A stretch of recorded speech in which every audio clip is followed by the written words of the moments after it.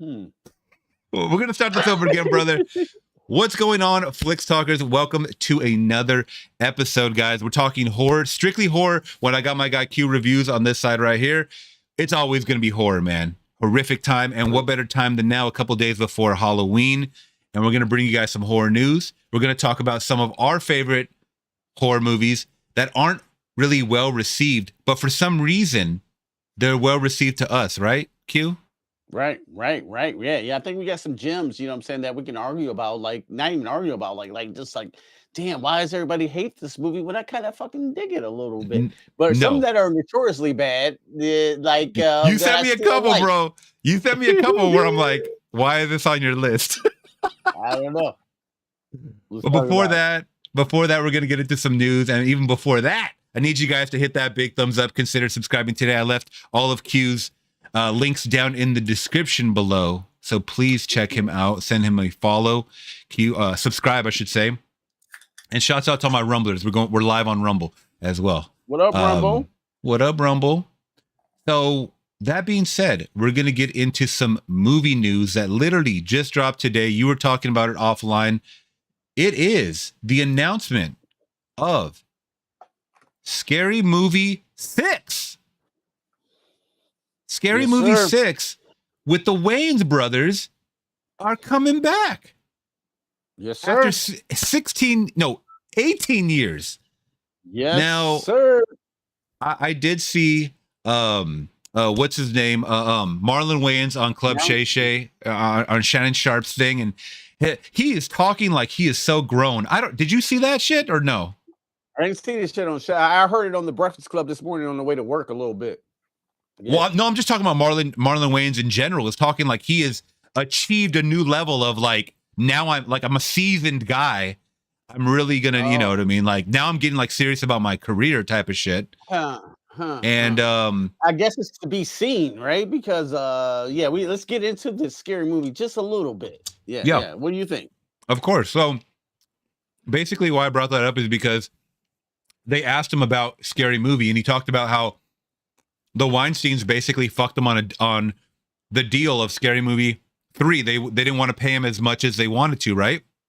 Right. As much as they were expected. Actually, they wanted to pay him less than Scary Movie 2, which didn't make any sense. Scary Movie 1 was a hit. Scary Movie 2 did more than Scary Movie 1. So they're like, well, what the hell? You know, for Scary Movie 3, if we're making you guys more money, you guys need to offer us more money because of that we can, provide more gags. We can bring in more cameos. We can do all the great shit that money provides, right? So they said, no, we're actually going to cut your budget and or cut whatever we're going to give to you. So they're like, well, fuck you guys. We're going to go somewhere else, or we're going to just do our own thing. And guess what they did for Scary Movie 3? They stole their script. They stole the Wayans brothers script. That's why Scary Movie 3 is kind of funny, but it's not like 100% Wayans brother funny. You know? Yeah. I always liked Scary Movie 3, but like it didn't feel like 100% like a Wayans brother movie. I don't know if that's the same with you. Yeah, it's the same with me too, because of the mashed potatoes guy was Chris Elliott with the fucking, you know what I'm saying, with the little figure and shit. That was fucking classic Wayans brother. I was like, that shit was funny as hell. I think Scary Movie 1, you might put that in the one of the greatest parody movies of all time, really. You know what I'm saying? That shit is fucking hilarious, bro. Scary Movie is one of the Yeah. Scary Movie 2 amped it up. Yeah. And then after that, they just never hit the same. And they tried it, you know what I'm saying, for a couple movies. And then for them to give them the rights back now, it seemed like, oh yeah, go ahead, you can have the rights back. What they do with it is curious, because remember Marlon Wayans had that Haunted House series. Remember that? He did that. But I never saw it though. I never saw it. Was it good? It's a couple funny moments with the Annabelle doll when he having like sex with the Annabelle, nasty sex with the Annabelle doll, but it never really lived up to that. Yeah, it was funny. Like that was kind of funny, but it never really lived up to the Scary Movie mythology. So like I'm thinking, like with all the Wayans brothers, is it just like Marlon and Sean, or is it like Keenan and everybody got their hands in the Scary Movie? You know what I'm saying? That's curious. You know what I'm saying? So yeah. But is it a little too late? You know what I'm saying? Is it a little too late for this franchise? This is the real question. Is it too little too late for parody? Right. Right. We live in Yeah. 2024, almost 2025. We see how soft everybody is. Are they going to be ready for a Wayans brother 2000s type of comedy? Yeah. Or are they going to tone it that's a good down? point. I mean, you can't do white chick. He even said this. You cannot do white chicks in 2024. Hmm. I don't want them to tone it down though. You know what I'm saying? They got to keep that same raw fucking visceral comedy to bring it back to lessen the softness of 2024. Man, we got to bring it back. If you're gonna bring Scary Movie back, Yeah, and it's gonna be funny, it's gonna be successful. You got to go fucking for it. For me, yeah, I you mean, have you got to to. go for it. Yeah, You have to, or unless it's a failure, then you got another Haunted House on yeah. Netflix. Haunted House 2. I think it was two of those movies.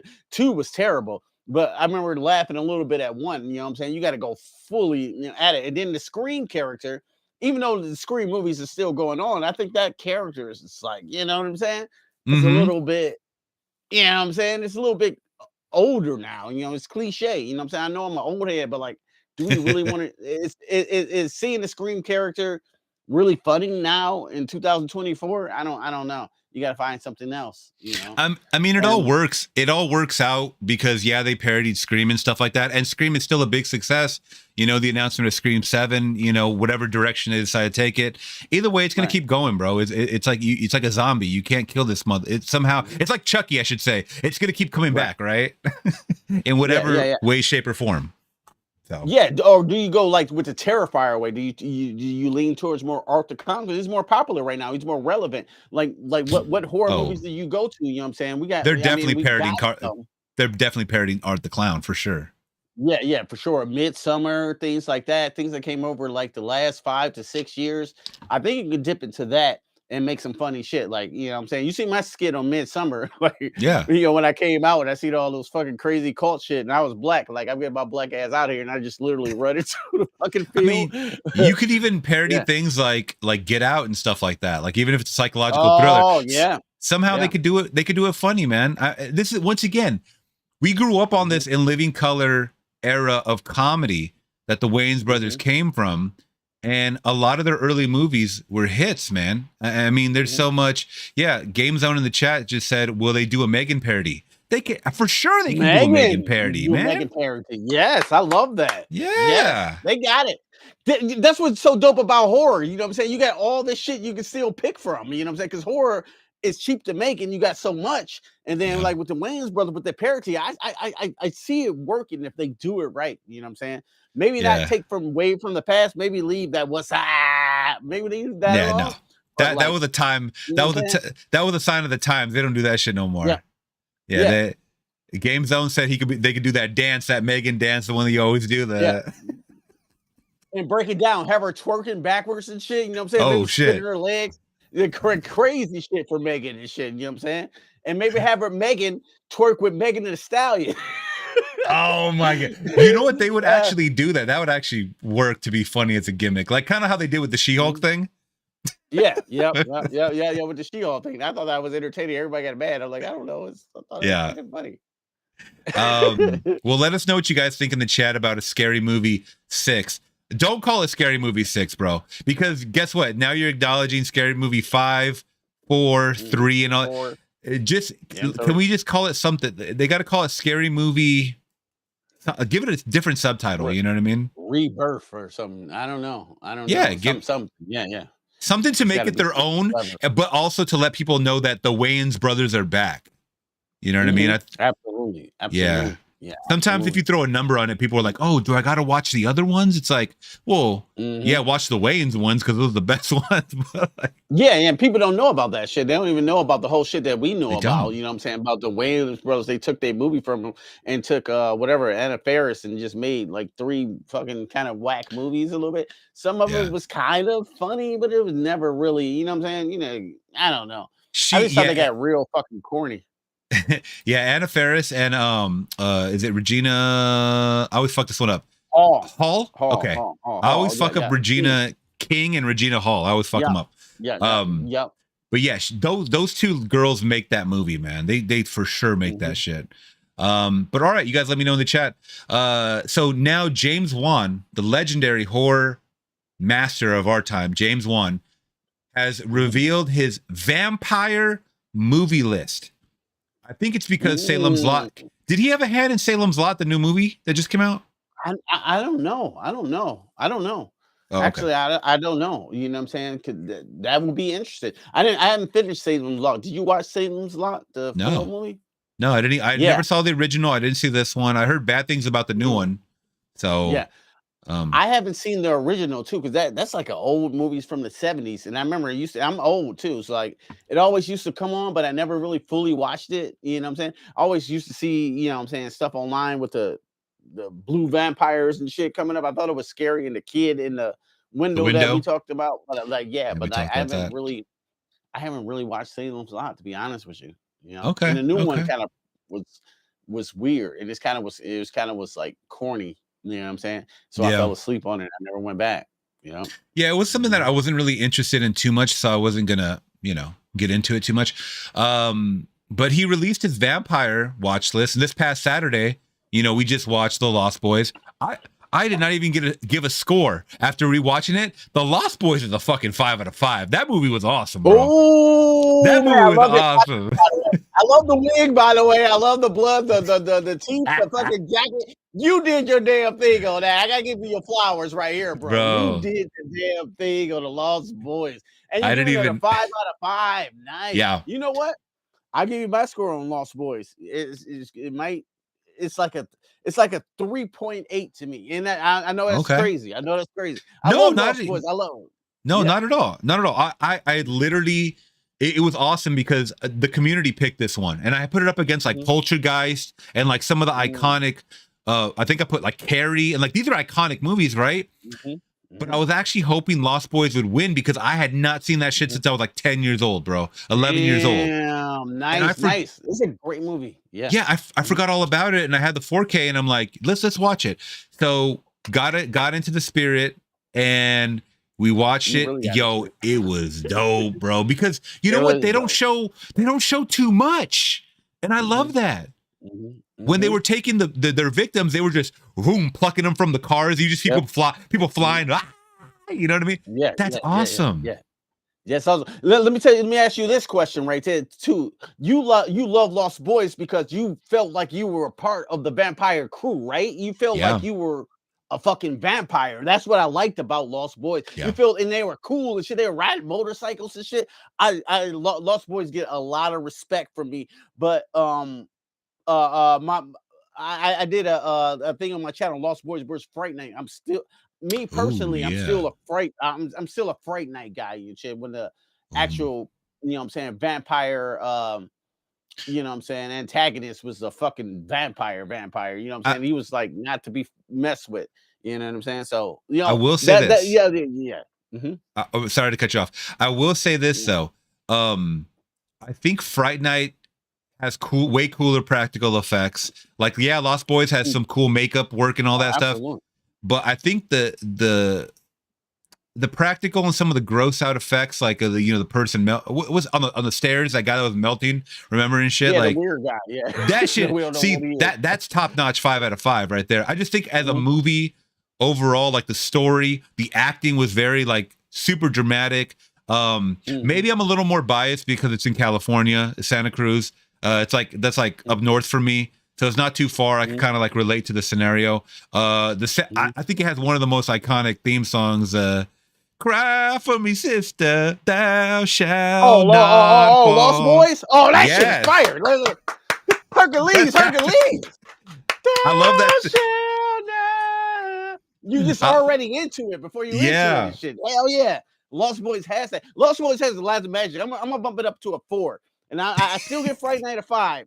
Gotta give it a 4. Like all that. Yeah, I haven't given it a 4 for sure. But like I didn't like the weird guy at the end that was the head vampire. It was like that was the only gripe I had, was that I kind of called that the predictability of that because I didn't remember that part. Right. But the makeup on him looked really bad. Like when they made it looked like he had a huge stupid teeth. Yeah, his Spirit Halloween teeth. I'm like, fuck out of here, bro. I'll beat the shit out of you, son, with my bare hands and shit. I don't give a you're a vampire or not. You know what I'm saying? No, we got a question. Jerry Andrews.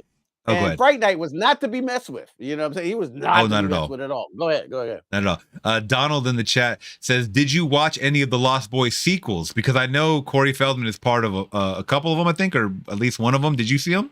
Yeah. I seen one of them where Corey Feldman came back when he was grown. It was all right. It was all right. Yeah. It was all right.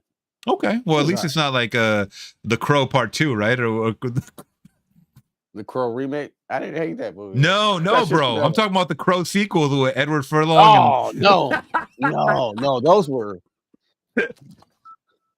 terrible, bro. The Crow sequels. Yeah, be gone, Satan. Be gone. Yeah. All right. Crow Part 2 City of Angels is unwatchable, bro. City of Angels. Let's talk about some vampire shit, guys. But this is James Wan's vampire watch list. I don't know if you could see this on your end. Yeah, I can see it. So he has a lot on here, and I'm not the biggest vampire guy, but you let me know what you think about these picks. Bram Stoker's Dracula. Mm-hmm. What do you think? Yeah. Hell yeah. That shit's tight, bro. Okay. Bram Stoker's regular is tight. Fucking I'm trying not to curse so much. I'm saying F No, words, go for but, it. It don't matter. What not William Dafoe. What's my man name? Who played Dracula? Why am I drawing a blank? Damn. Play Dracula. Who played Commissioner Gordon? Yeah. Oh, that's Oh shit. Someone help him out in the chat. He was great as Dracula, bro.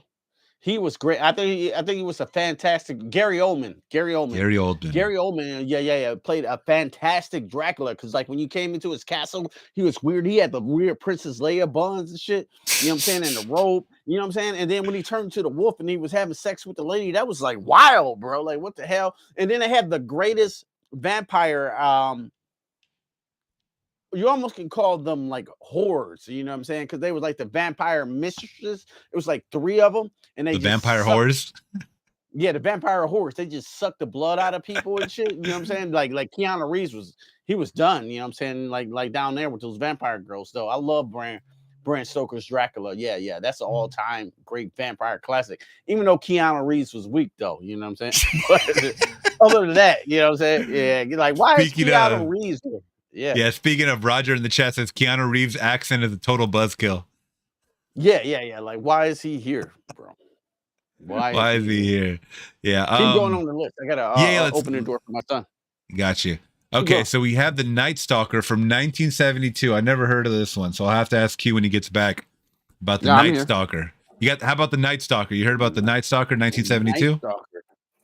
Nice. We're not talking about Richard Ramirez. We're talking about a vampire movie. I heard of the Night Stalker. I don't think I ever seen that one though, so I can't really. Never seen it. How about Captain Kronos, Vampire Hunter? Captain, that sounds like an anime. It sounds like an anime. Yeah. No, I don't know about that one either. Captain Kronos. We got And Vampire.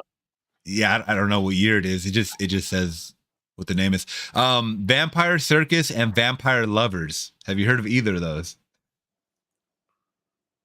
Circus sounds familiar, but I don't remember it. So no, man. This is James Wan. Yeah. A couple people in the chat know a couple of these movies. They know the Night Stalker. Let's see. It's popular one. Yeah, but I don't remember it, to be honest. How about, so I'm not going to remember why. Horror of Dracula? No.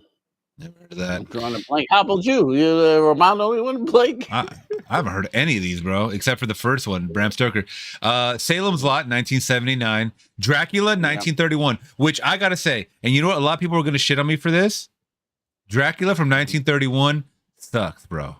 That's the Universal Monster one. That one sucks. It is so you shouldn't know Bela boring, Lugosi? bro. It is so boring. It is so boring. And no, that's not Bela Lugosi. Is that Bela Lugosi? I thought he was like later on. Or am I 31? 31 sounds like Bela Lugosi. Or maybe Nosferatu. It is Bela Lugosi. You're right. Okay. Yeah. Dracula 19 were someone said Bela Lugosi. Dracula 1931 was so boring and it had no music. It had no music, bro. This was not the silent film. no music at all whatsoever, and it was got to be one of my least favorite Universal monsters. Now you want to talk about good Universal monster movie? Frankenstein, bro. That's the one. Oh, Frankenstein is the GOAT, bro. Yeah. Yes. Out of the old school, Frankenstein is the GOAT. It's the GOAT. Yeah. I like the Wolfman too. The Wolfman is pretty interesting. Except when you watch the old Wolfman, you find like he's like a real creep and shit, like a pedophile. He's like spying on bitches and shit with a telescope and shit. Like, what the fuck are you doing, bro? I can't wait to see what they do with this new one, man. Lee Winnell. Yeah, okay. No, it's gonna be dope. It's gonna be dope, bro. I'm telling you. I know why you're saying this. It's because it's coming out in January. That's why you're saying this shit. No. I don't like the makeup. You know what I'm saying? That fucking makeup with that Wolfman, it's like the light-skinned Wolfman, son. It's gonna be different. It's gonna be different. Trust me. It's gonna be like a hybrid. It's gonna be a humanoid hybrid, bro. I'm telling you. But the Wolfman is a human hybrid, like the one that people shit on. I put it up on my post. Like, we're gonna talk about it. Don't give spoilers. Don't give spoilers. Yeah, the Terrell player and the Wolfman. But no, I'm telling you that makeup is tight as fuck. The one that Anthony Hopkins was in. Oh my god, it's good. I mean, I mean, like the werewolf is good, bro. Like that transformation, they do some CG shit, but like the actual physical makeup of Del Toro is tight, bro. I think it's better than Werewolf in London. The makeup, and he. Oh my god, twice. Bro! What are you saying right now? No, man. American Werewolf in London. No way. I'm not talking about the transformation. I'm talking about the actual werewolf look. And the Wolfman with that one with okay, well, hey, we're gonna tight, bro. We're gonna pull it up. We're gonna pull it up, and we're gonna let the people. We're gonna let the people decide because this is a democracy. We're gonna let the people decide. Yo. But American Werewolf in London, when it was full werewolf, it was only like half werewolf and shit, and they couldn't really do shit, so they had to shoot in the shadows. But that motherfucker with Del Toro, they shot it, you know what I'm saying, in full light and shit. That motherfucker looked good and shit. Well, real good. I'll be the judge of that because I haven't seen the movie, but I'll see the pictures. He won an Oscar for both. Rick Baker won an Oscar for both. They had to make a category. Wait. Rick Baker did the makeup for the Wolfman, the Benicio del Toro one? Yeah, and he did the makeup for American Wolf in London, and he won Oscars for both. They had to make a category. I don't know about They had to make a category for American Werewolf in London, a makeup category, because that makeup was so fucking good. You know what I'm saying? For American Werewolf in London. You know what I'm saying? That, and they gave it to him. And then he came back with the Wolfman and won. How about the Wolfman and Monster Squad? Wolfman got nards. That's a pretty good werewolf too. That's a good. You mean Uncle Rico, bro? Uncle Rico? Yeah. I like that werewolf. I like the transformation of that werewolf too. Here's a secret too. Like the dude turns into Wolfman in Monster Squad. Also was the Wolfman in Fright Night 2. Yeah, that was the werewolf in Fright Night 2. I never saw that one. Yeah. I never saw Fright Night 2. Don't worry about it. Don't worry about it. Hey, bro, I'm gonna put you through some torture. You ever seen The Howling 2? I just got forced to watch that because of my Patreon. That was the worst shit I've ever seen in my life. That might have been worse than The Exorcist 2, bro. That might have been worse than The Exorcist 2. The Exorcist 2. We got to go over this list, bro. We have to go. We have to go over this list. Okay, let's keep going. Okay, so Jesus. I know that was fucking bad. Nosferatu from 1922, which I think is excellent. I watched it last year. I think it's actually a really good original movie, and I can't wait to see the Robert Eggers in December. Yeah, me too. Yeah. You seen the original? I have seen that in Ann Arbor, but that has to be like fucking. It has to be almost 17 years ago. So I'm not familiar with it. Maybe that was a good one to watch on Halloween. Maybe I watched Nosferatu.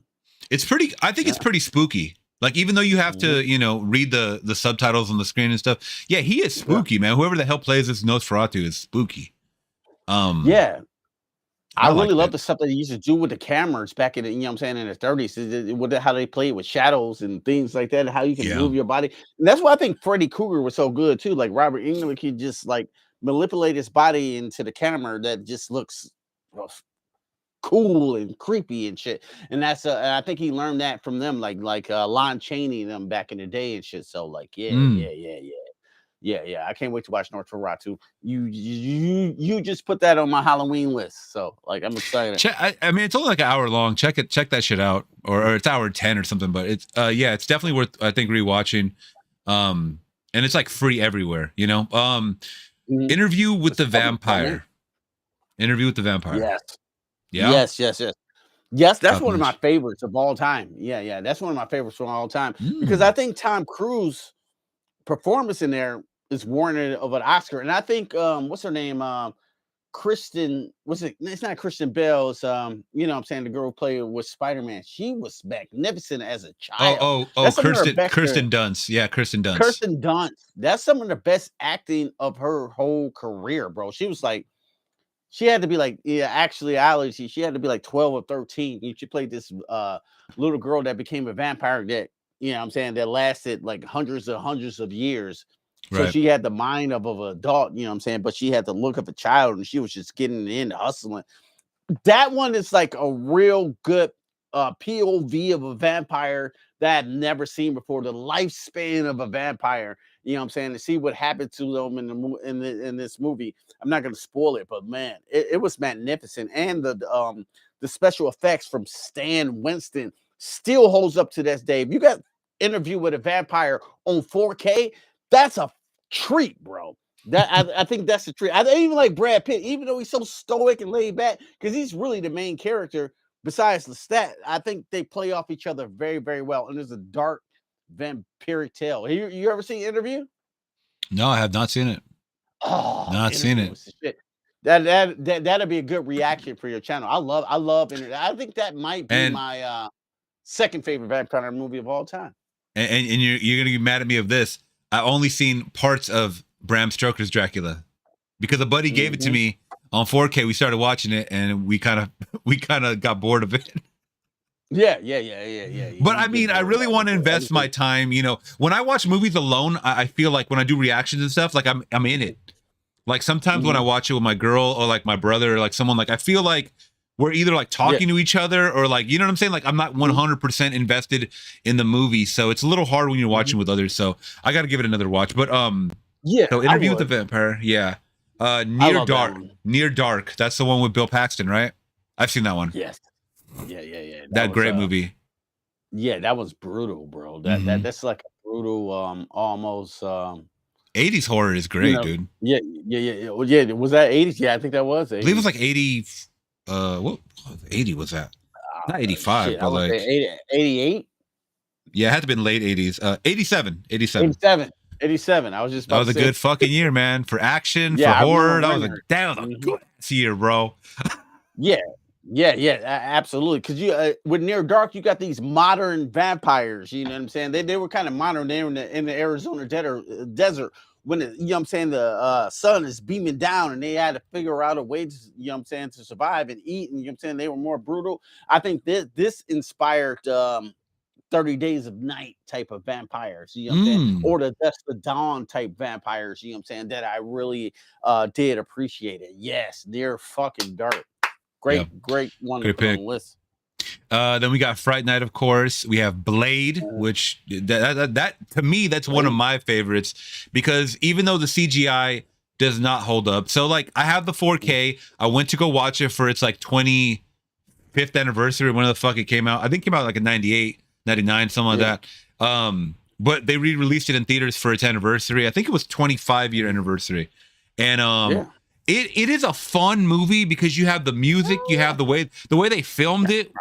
Yeah, the way they filmed it was like such a 80s, like 2000s type of movie.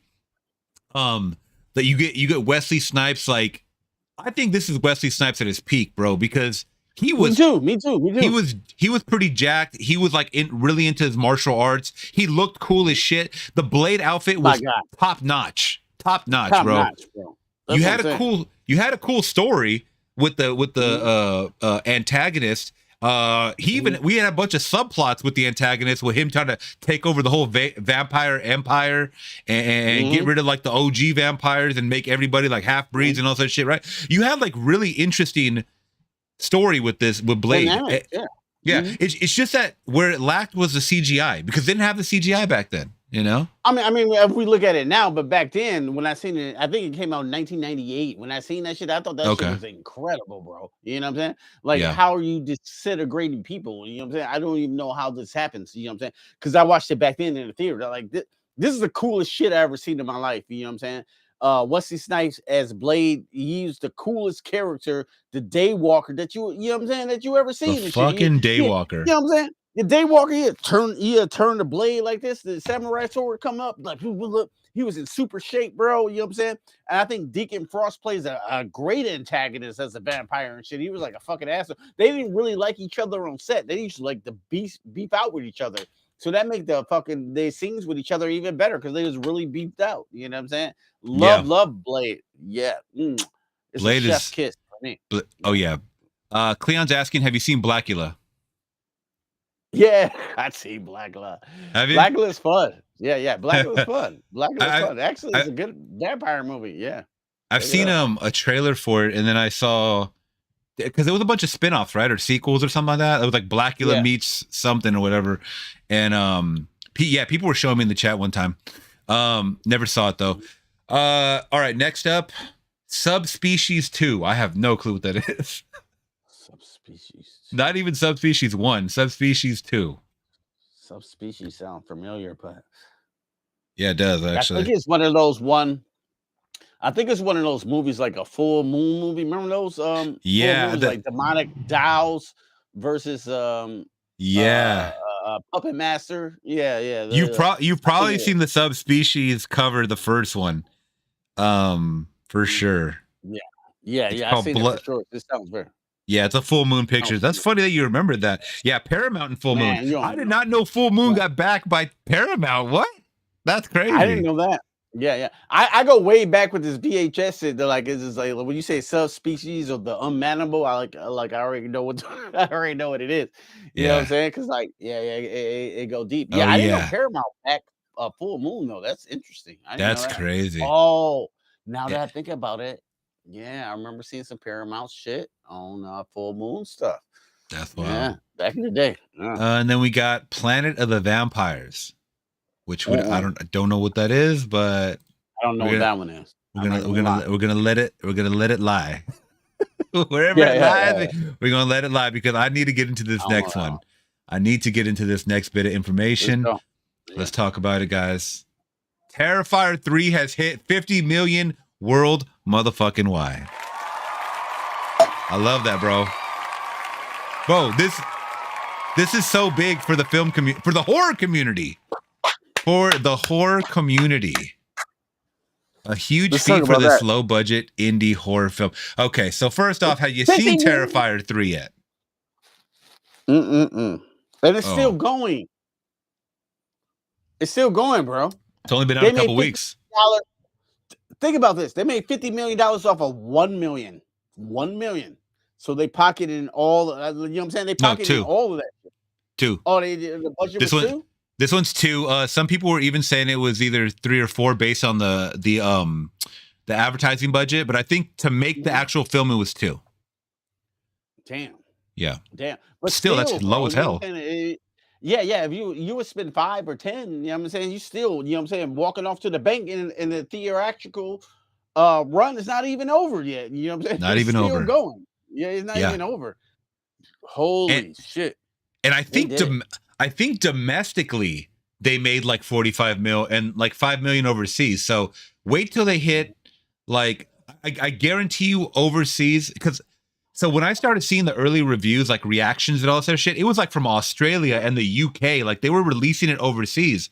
So I guarantee it's going to open up in more countries that are into horror because of the word of, you know, the word that's spreading of Art the Clown.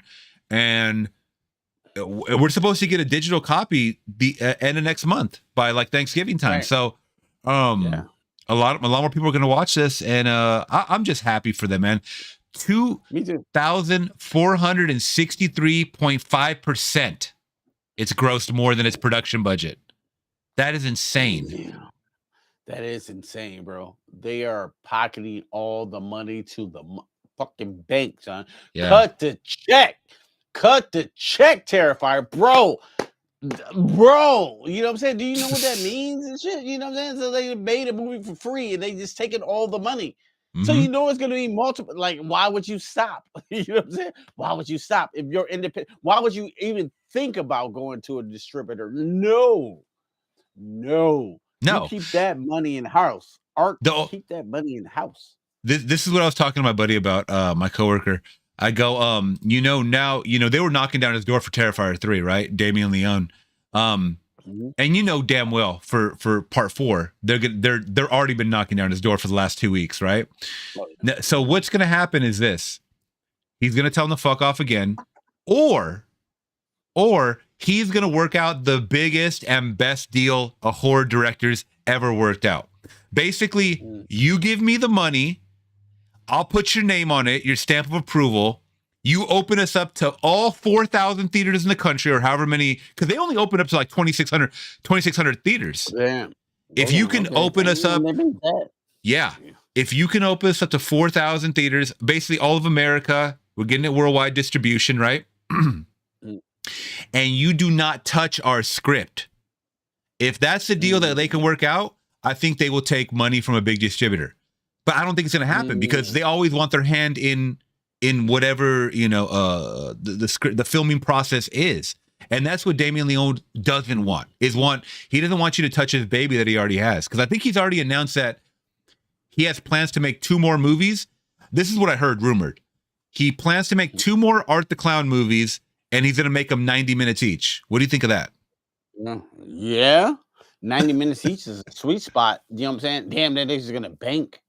And it's an easier film to make with 90 minutes. You know what I'm saying? Yeah. And then if they can keep up the, you know what I'm saying, the practical effects that they can, which we know they can. Oh, yeah. They're gonna get paid. They're already paid as hell. You think about it, an independent movie that costs you what this? You know what I'm saying, $2 million at the most. You already at 50, bro. Yeah. They're like, yo, bro. Imagine them, even just doubling, tripling that budget, like 8 million now. Let's just do 8 million budget to see, better cameras. Because I think for this camera, for Terrifier 3, they announced they're using red cameras. The red, what are they called? The red camera, right? Something the red camera. Red cameras are good cameras. Yeah, it's good cameras. That's why it actually looks like a movie, like a real movie now. So they can just invest more in the technical part of it.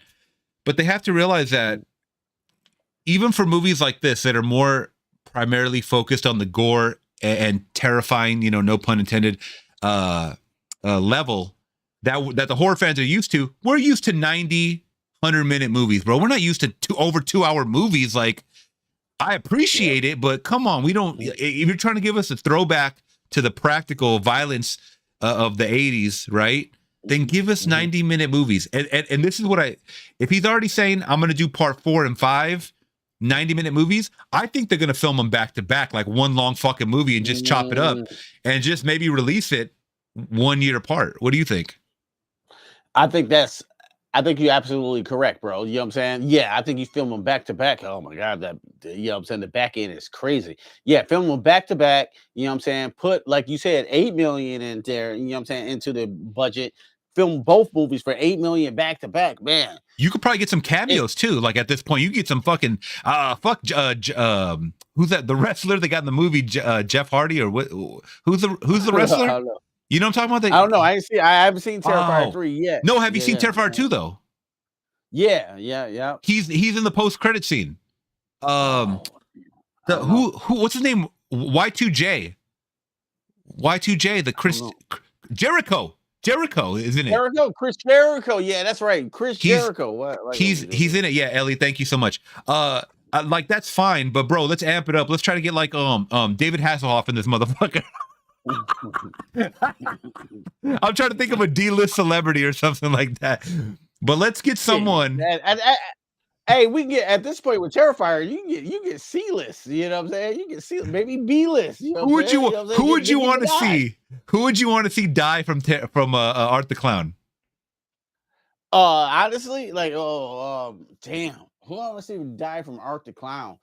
Oh shit, that's a great question. Because it has to be a funny a quick little like a 5-minute cameo, and then Art just comes by and cuts their limbs off or something. I don't know. Damn. That's a great one. That's a great fucking question, bro. Kill Brad Pitt. Kill Brad Pitt, but I know that's Oh, an bro, I A-list. don't think But they can Brad afford. I Pitt, don't think they can afford him. Bro. but Brad Pitt do shit like that. You know what I'm saying? He just do weird Oh, shit that's like true. that. That's Seth true. That's Rogen. true. Yeah. Seth Rogan. Rogen would be funny. Yo, that would be, be insane if they take it to Hollywood or something like that, or LA, and then you just see like the premiere of like a Seth Rogen movie, and he's out there, he's like, "Hey, everybody," and then Art the Clown comes Oh, by, yeah, and smoking then weed. yeah, He and then doing he the weird goes, shit. Yeah. he's like, "Oh shit, what's up, man? How are you?" And he thinks he's just like a regular clown, and then Art just like starts cutting off his lip. How perfect would that be? It would be Seth Rogen. Everybody Bro. just Yeah, I freaking love out. it. Yeah. And he'd be laughing. I That'd be like to see Seth crazy. Rogen. Yeah. Well, how was your pick? What you got for Art the Clown? You know what I'm saying? Oh, for killing What's your pick? somebody? Yeah, Oh man, it would have to be. Usher. Oh my god. I was just playing.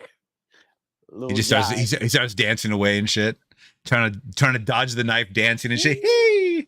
Oh yeah. Ooh, caught up.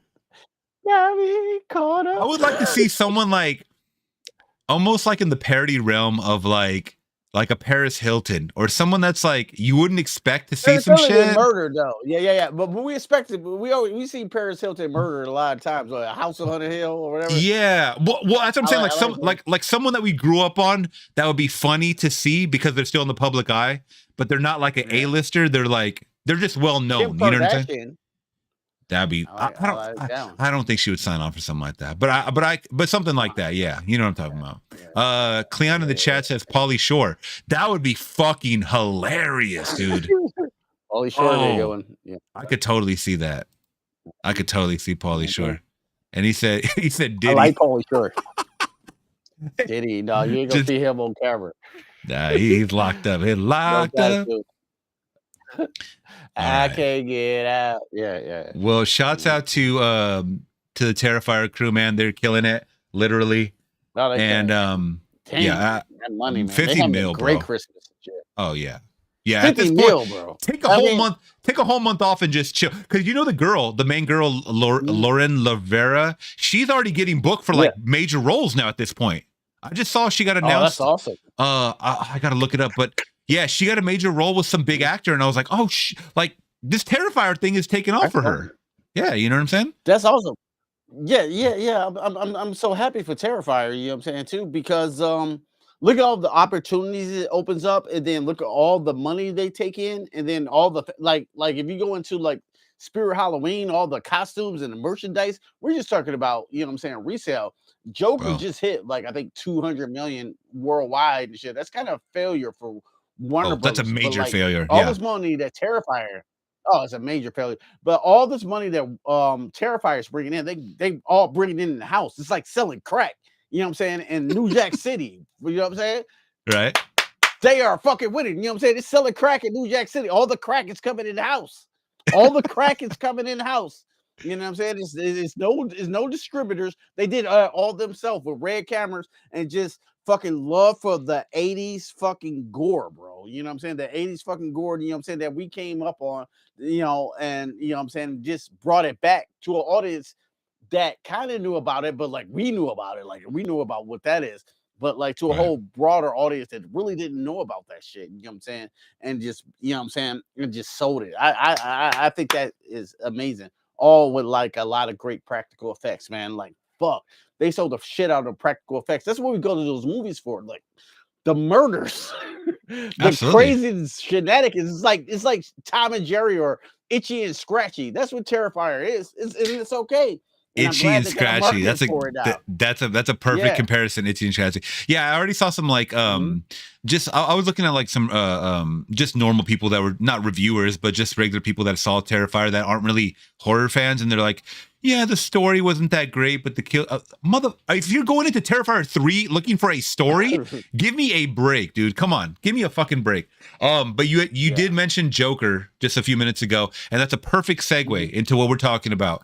As Quentin Tarantino, my favorite director, is praising Joker 2. Bro, I don't know if I can call this man my favorite director anymore. He said, I really liked it. really a lot. Todd Phillips says "fuck you" to the whole to the movie audiences. Okay, so I can understand that because that's what a lot of people were theorizing already. That the reason why Terrifier, Joker 2 turned out the way it was because Todd Phillips intended to butcher this project that he never even wanted to do. Joaquin Phoenix didn't even want to do this.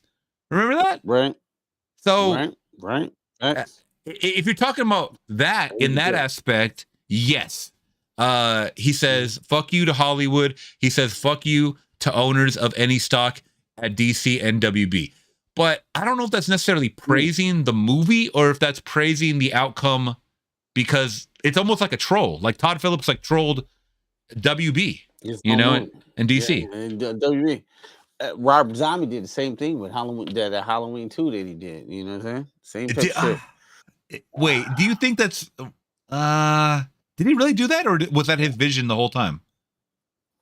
No, that's what I heard. I heard he didn't want to make one, and then Halloween 1 was so successful, they forced him to make the Halloween 2, and he kind of shit on it. And I think Todd Phillips kind of shit on this one too. Oh, he for sure did. I think. This movie. Yeah. Like Joker 2. I don't hate it. I think it's some good ideas in there. Actually, I think it's some good shit in there. Actually, I don't hate this movie. I do not. But I think the musical aspect of it is like a karaoke of the Joker. Like, why are we doing Frank Sinatra songs? And you know what I'm saying? If you look at Little Shop of Horrors, right? They got all original songs. You singing Little Shop, whatever.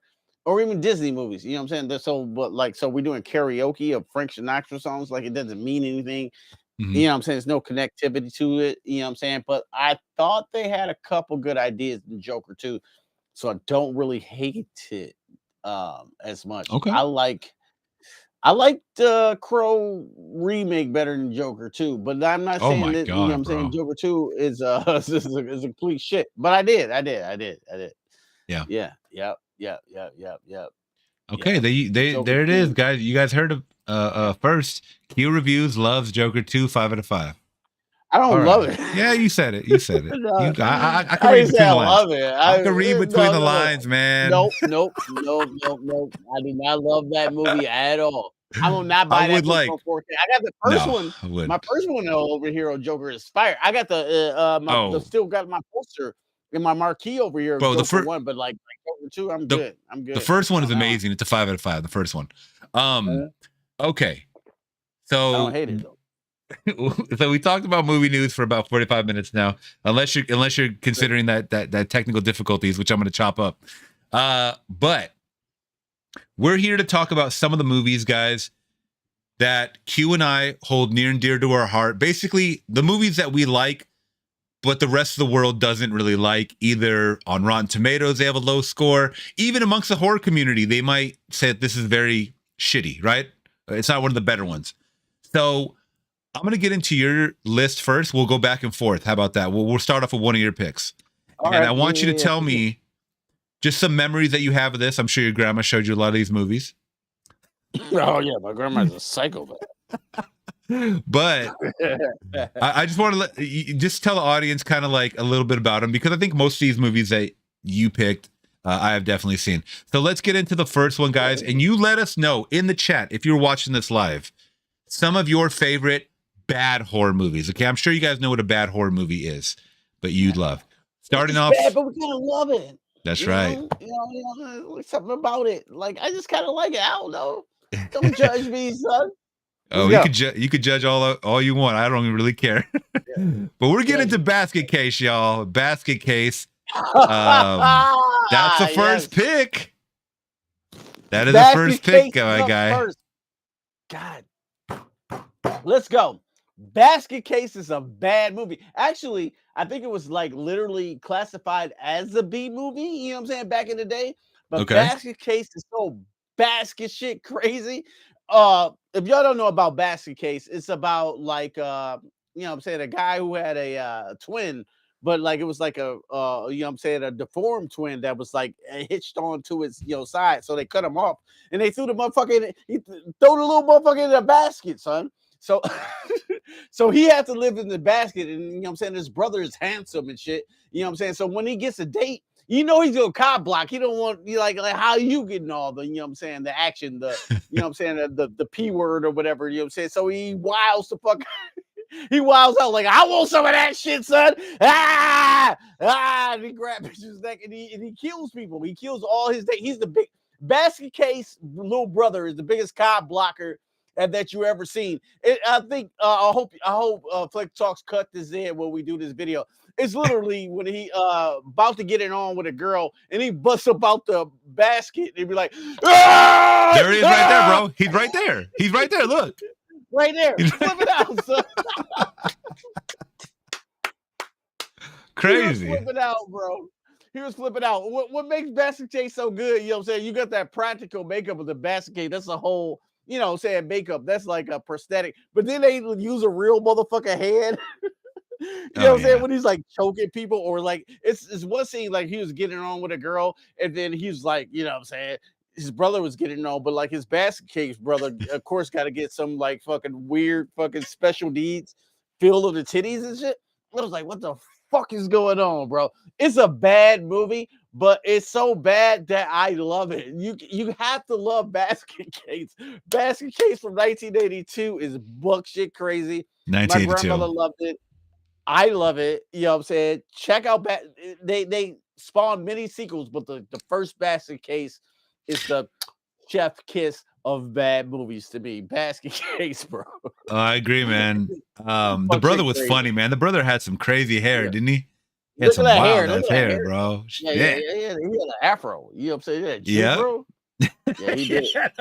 Bro. Okay, now how is this a bad movie, Q, if it got 77% on Rotten Tomatoes, bro? Damn, I didn't know. But back in the day, you know what I'm saying? Back in the day, that was like, we had like the Extras and all this shit. Then we had like Basket Case. That was like a lower tier. Basket Case was never in a theater, if I can remember. You know what I'm saying? Even on 82, it probably was in the theater, but I was too young to know it was in the theater. Yeah. So I got it on VHS. Yeah. Like this was like the creme de la creme of VHS. Well, yeah, Basket Case or Evil Dead, you was the shit. Oh yeah. It's kind of interesting that this is a 77 on the tomato meter, and then amongst the the fans, it's a 54%. So the fans have it lower than the actual critics. See? What's going on with that? See what I'm saying? It's a bad movie to like they don't, you know what I'm saying? They don't understand Basket Case. You know what I'm saying? Having your little brother in the basket. I don't know. You don't understand my pain. You don't understand the pain of me. I'm in this goddamn basket. I was a pussy. Oh shit. All right. Is there anything else you can say about? No dick. He ain't even got no dick. What the fuck are you gonna do? Is there anything else that you could say about Basket Case? No, I think the special effects are good too. You know what I'm saying? I think the practical makeup is good. You know what I'm saying? If I'm getting serious. It's a B movie though, because it's so blatantly obvious when you see these cuts and these weird things. Even in 82, it was weird and shit too. But like Basket Case is just a fun, stupid movie. You can just, you know, throw on with a frozen pizza for sure. Oh, for sure, frozen pizza movie. You know what? So I did see all the movie. There was 3 of them, right? I saw all of them. I think so, yeah. The 2 and 3 were so wacky and they were so dumb. Oh, by the way, Alan, we're not doing requests today, bro. This is not like a typical. We'll save it. Yeah, we'll save it for tomorrow if we can. That's why I don't have any like request up or anything like that. This is Q and I do a podcast and stuff like that. And we just kind of talk movies, mainly because I don't think you can hear the audio, so I'm not going to really play anything. Yeah, no. I'm saying on the trailer end, if I play a trailer or something. Oh shit! What you got? You good over there? Yeah, I'm good. I just okay. Step out for a second. I'll wait till you come back to talk about my top pick.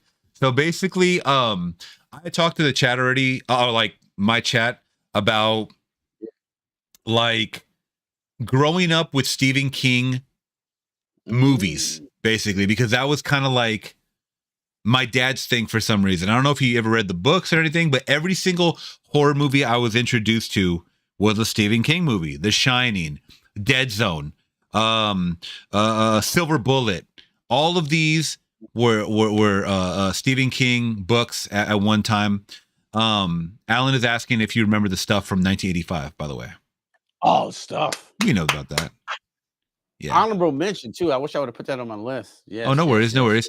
But this is a Stephen King pick right here that I know a lot of people shit on, mainly because Stephen King was at the top of his coke binge. I'm talking about Maximum Motherfucking Overdrive. This is my shit. I could watch this movie forever. I think that a lot of people think that this is a bad movie. I know you probably think it's a good movie. Wait, do you think it's a bad movie or a good movie? Yeah. Okay. Hey, yo. Let's get into it. Yeah.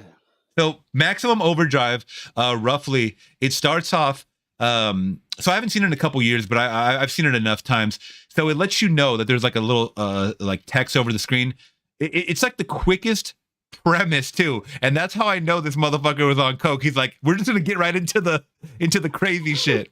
So it talks about how there's a comet that's like circling the Earth, I believe, or enters Earth's orbit, and somehow it brings all of the electronics to life.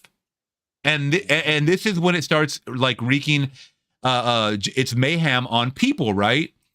Now I'm really a big fan of like these small town events. So it's happening worldwide, I think it is, but we focus on a small town. So it's like a small, like, I don't remember where. Do you remember where it's at? Like Florida or something? They seem like they're from Florida. Yeah, it seemed like Florida. I would say Florida. Like a little town in Florida or something, because you hear a lot of people like they got a thick accent, like, oh dang, go check out the dog or whatever, like something like that. Like, damn it, the steamroller then rolled over Timmy's head. Yeah. So you get a lot of that. It also has a badass performance by Emilio Estevez, who is like, once again, he was doing a lot of movies in the 80s. I think this is a movie that he probably saw, and he just saw Stephen King's name attached, and he's like, damn, this movie's gonna blow me up. And he probably wasn't really well received. Yeah, so, I like this movie. I like this movie a lot. And once again, it's machines that take over not only electronics, but also the semi trucks that end up circling this whole diner that all the humans are trapped into. And it's just mayhem. And also it has a young, I got to see if I can throw up the pic, a young Giancarlo Esposito. Do you remember him in this? No. Don't. I don't remember him being in it. Yeah. Bro, he's in it for like 2 seconds because he's playing like a video game or something. And like the machine just starts like bugging out or something like that, and he's like, "Your mama." He says "your mama" to the damn video game thing. Like it's so weird, bro. Let me see actually if I can pull this up or not. But a lot of people, I mean, this is like right before like Do the Right Thing and all that shit. Like, yeah. So this is, bro. Great pick, bro. Great pick, bro. On that one. Yeah. Do you remember when that look at bro that steam rolled over that kid's head? You see him? Oh shit. Yeah. Damn. Yeah, he was young. Let me see if I can actually pull this up really quick.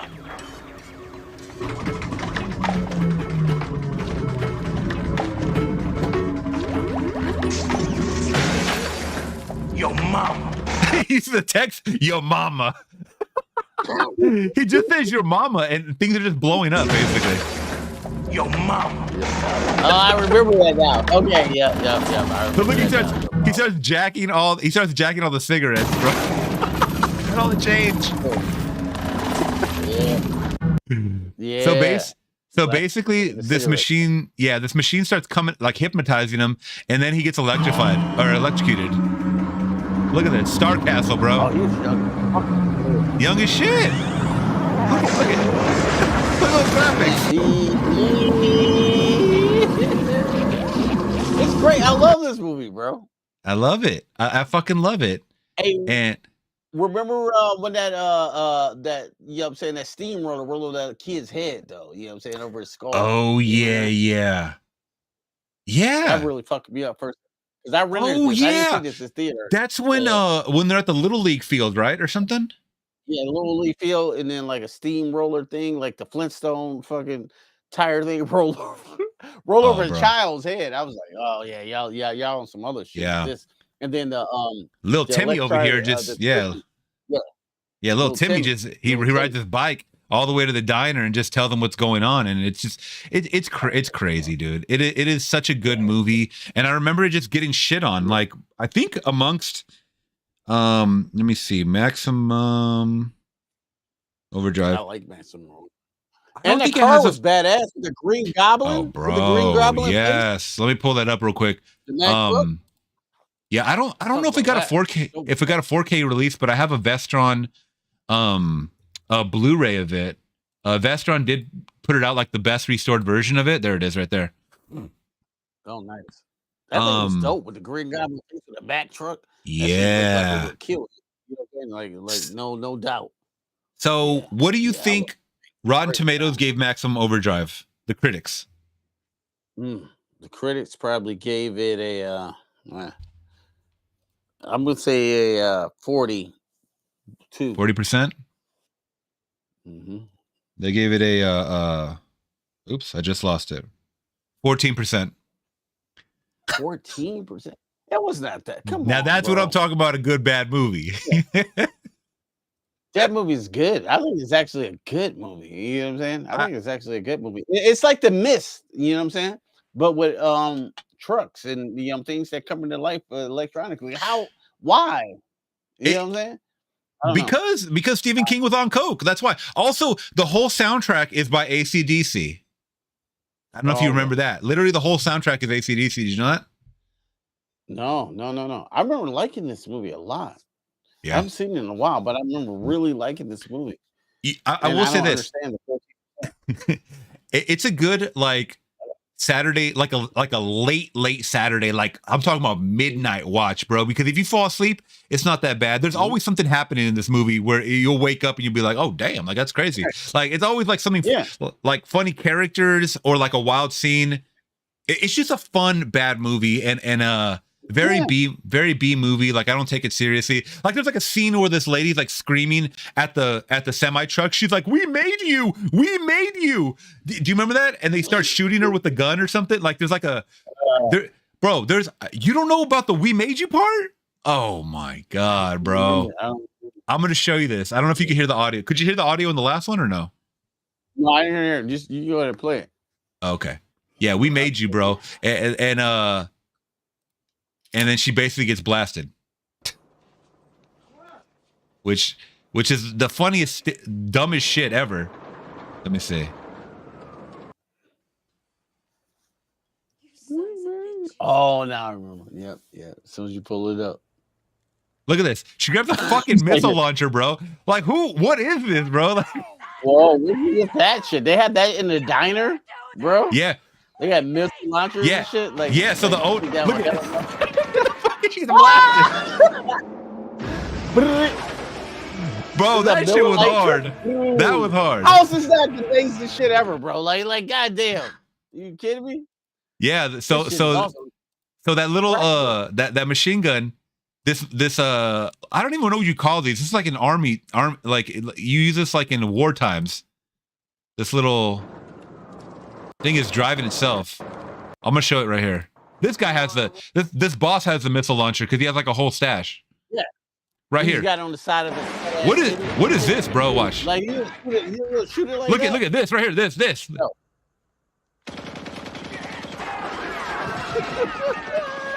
He got blasted. Dumbass. What a dumbass. This is amazing. Yeah. This movie's amazing. Maximum Overdrive is what a It's perfect fucking pick, amazing. Bro. Thank you. Perfect. That's Let's answer a few questions in the chat real quick. Yeah. So Alan is asking, Q, what's your opinion on Hammer horror? Have you seen any of the Hammer horror movies like Yeah. Brides of Dracula and all that other shit? Yeah, that came with a horror, you know what I'm saying, after the Universal that like just really ramped it up in the 60s and shit too. What's my man name? Peter. With the Christopher Lee. Oh, Uh Peter Cushing, I yeah, think. Peter Cushing, bro. Yeah, he really turned out to be a creepy Did, Dracula. did Something Christopher about his Lee? eyes. Did Christopher Lee do Christopher those Lee. ones or yeah? Yeah, Christopher Lee. Yeah, Christopher Lee. Yeah, yeah. Something about him. I think he played a great Dracula as well. That era of that 60s is just something that smells so special. You know what I'm saying? So I'm not you know what I'm saying? Like, I'm more of the 80s guy, you know what I'm saying? To be honest with you though, but like Yeah. I had much respect for the 60s and of course the 30s and 40s as well. But like that Hammer era, they did that, you know what I'm saying? Much respect to that. Drink to that. I still have to watch. I have like a Hammer horror like 8-pack movies, and I still have Mhm. not seen. Actually, let me see if I could pull this. No, it's actually Yeah, not bro. that. Yeah, it's actually not that close. Oh, it's right here. Yeah, so I got this on sale one time. Hammer Horror 8-film collection, Oh, and very nice. and it has Brides of Dracula, The Curse of the Werewolf, Night Creatures, The Phantom of the Oh, Opera, the world. Paranoiac, The Kiss of Mhm. the Vampire, Nightmare, and The Evil of Frankenstein. So Oh wow.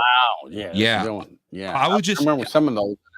bro, I got like 8 of those movies for like $30. So I was like, oh, I want to dive into this. I want to just see like what it's about.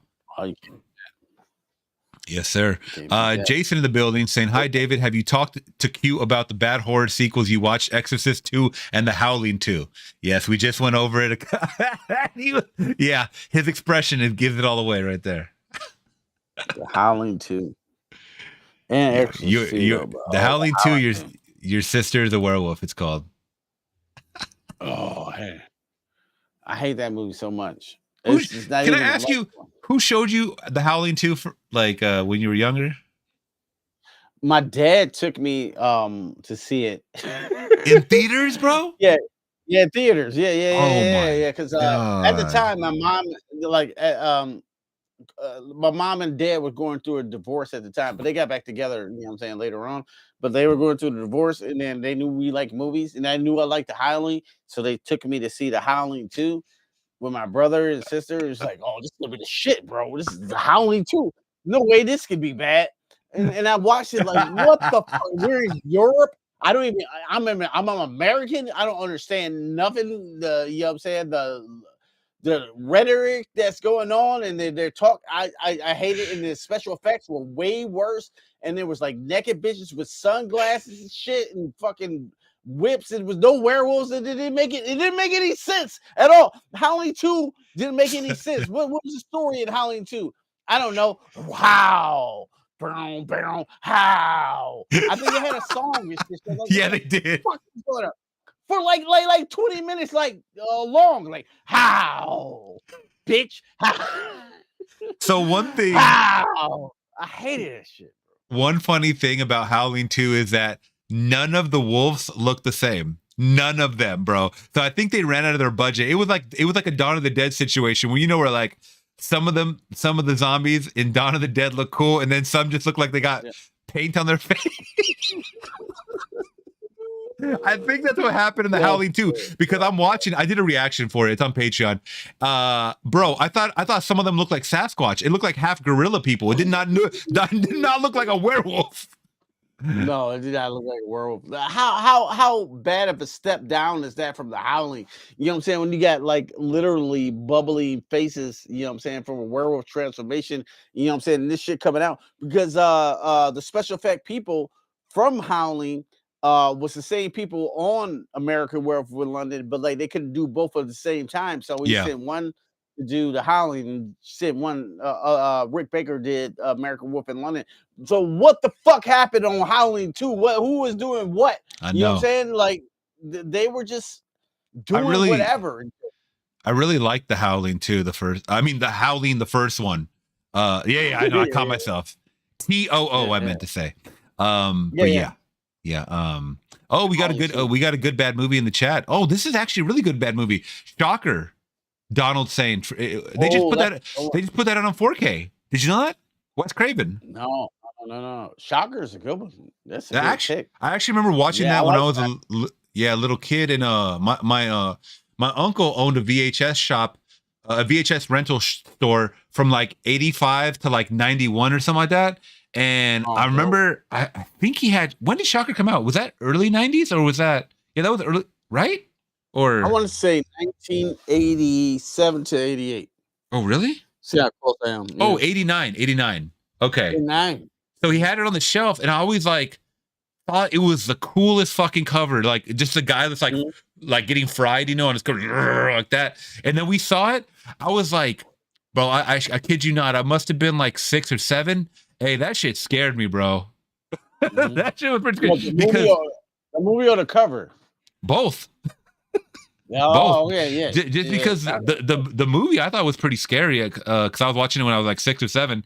Yeah. I guess the fact that the guy didn't really die, he just like kept coming back type of shit was Yeah, like he come out of TV and stab you. You know what I'm saying? yeah, it was like whack. It was like I don't know, maybe I was watching it late at night, but yeah, it was pretty scary. Yeah, I like Shocker. Yeah, I like Shocker a lot. Like, that's an underrated one from Wes Craven. They shit on him about that one, but I like Shocker a lot because I like he come through the TV and shit. Like we all watch TV. Hmm. Poltergeist the same. Like what? Like a serial It's killer coming through the TV? I know. yeah, Cool. it's not the best movie, but I think it is a pretty good bad. It's a good bad movie, I would say. Yeah, and they, like I Mhm. said, they just put it on in 4K. I'm pretty sure it's out now. I've already seen like people reviewing it, so I'm pretty sure it's out now. But let's get into your next pick, so it's not too long. Your next pick, Hugh, is Street Trash. Yes. So let's talk about it, man. Yes.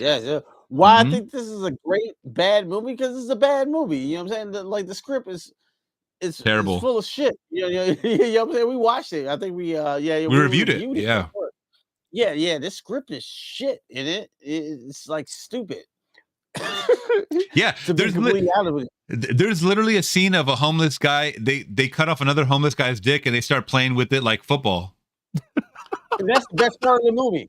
Nah, That's the best part of the hell movie. no, bro. This movie's so good. I love this movie. This is, Really? I think the best part of this movie is when they play with his dick. You know what I'm saying? They kick it around because I never seen no shit like that. I never seen no motherfucker play with a motherfucking dick and kick it around and like you know what I'm saying, kicking field goals with it all across the fucking graveyard, the trash yard. Like what? bro. It was I crazy. think if you guys don't, yeah, I'm gonna let you explain it. But like, if you guys don't know, Yeah. this is. I mean, you could tell by the picture that I have up on screen. It is a splatter. No, what do they call it? Melting movie or something like a melter movie, right? Yeah. Melter. Sure, melting movie, splatter, gore fest, Yeah. whatever. A Very motherfucker. very neon What heavy. Huh? What'd you a say? motherfucker takes some like he drink a drink wherever the drink is, and then he like Viper. Viper, and then he like literally, you know what I'm saying, melt into the toilet. Yeah, it's pretty much. That's literally We never get an explanation for why Viper exists. Like it's like Viper malt liquor or some shit. And yeah. I don't remember. Do we get explanation? The guy just he finds it like in the wall or something. He's like, what is this? What is this? I'm gonna put this out on the shelf. Yeah, whole crate. A whole crate of Viper. Whole crates of Viper and shit, like you know what I'm saying, with cobwebs on it. Fuck it, let them drink it, and then you just turn to mush mud. I think he puts it out for like $1 or something, right? Some shit like that. Like $1 to fuck people up. And then they had this weird thing with this military dude who had PTSD, you know what I'm saying, for Vietnam. Oh my god, bro. Didn't he have a crazy name? He had a crazy name too. I forgot what his name was. Well, I forgot what his name was. It's so forgettable you don't really remember. But like this movie's so bad, but like the special effects are really good and the colors are really good. Yeah, he was the best. I thought he was the best actor, bro. Like when he had PTSD, I thought this motherfucker really was from war. He did, bro. He did. Yo, he was crazy for real. I believed. Yeah, I believed everything he said. I believe everything he said on screen. I gotta look. What his name is. Yeah, but go ahead. But talk about Street Trash for the people. Man, Street Trash is bullshit, bro. You know what I'm saying? The script is bullshit, but the special effects are fucking like crazy top notch and just like gross shit that you might, if you're eating lunch, you might throw up and shit. It's like weird shit coming from grates and like yellow and purple shit. You know what I'm saying? It's just nasty. Street Trash is nasty as fuck. It's nasty, but it's one of the most nastiest fucking gore movies of all time and shit. And I dig it. You know what I'm saying? I dig it for that. You know what I'm saying? I don't really dig it for the script. You know what I'm saying? Even though we had fun with some of the crazy characters, Bro. Vietnam characters, though, but like, yo, Please, taking a dick around and doing field goals on the fucking. Please talk about the part where the homeless guy, when the homeless guy starts stealing the chicken.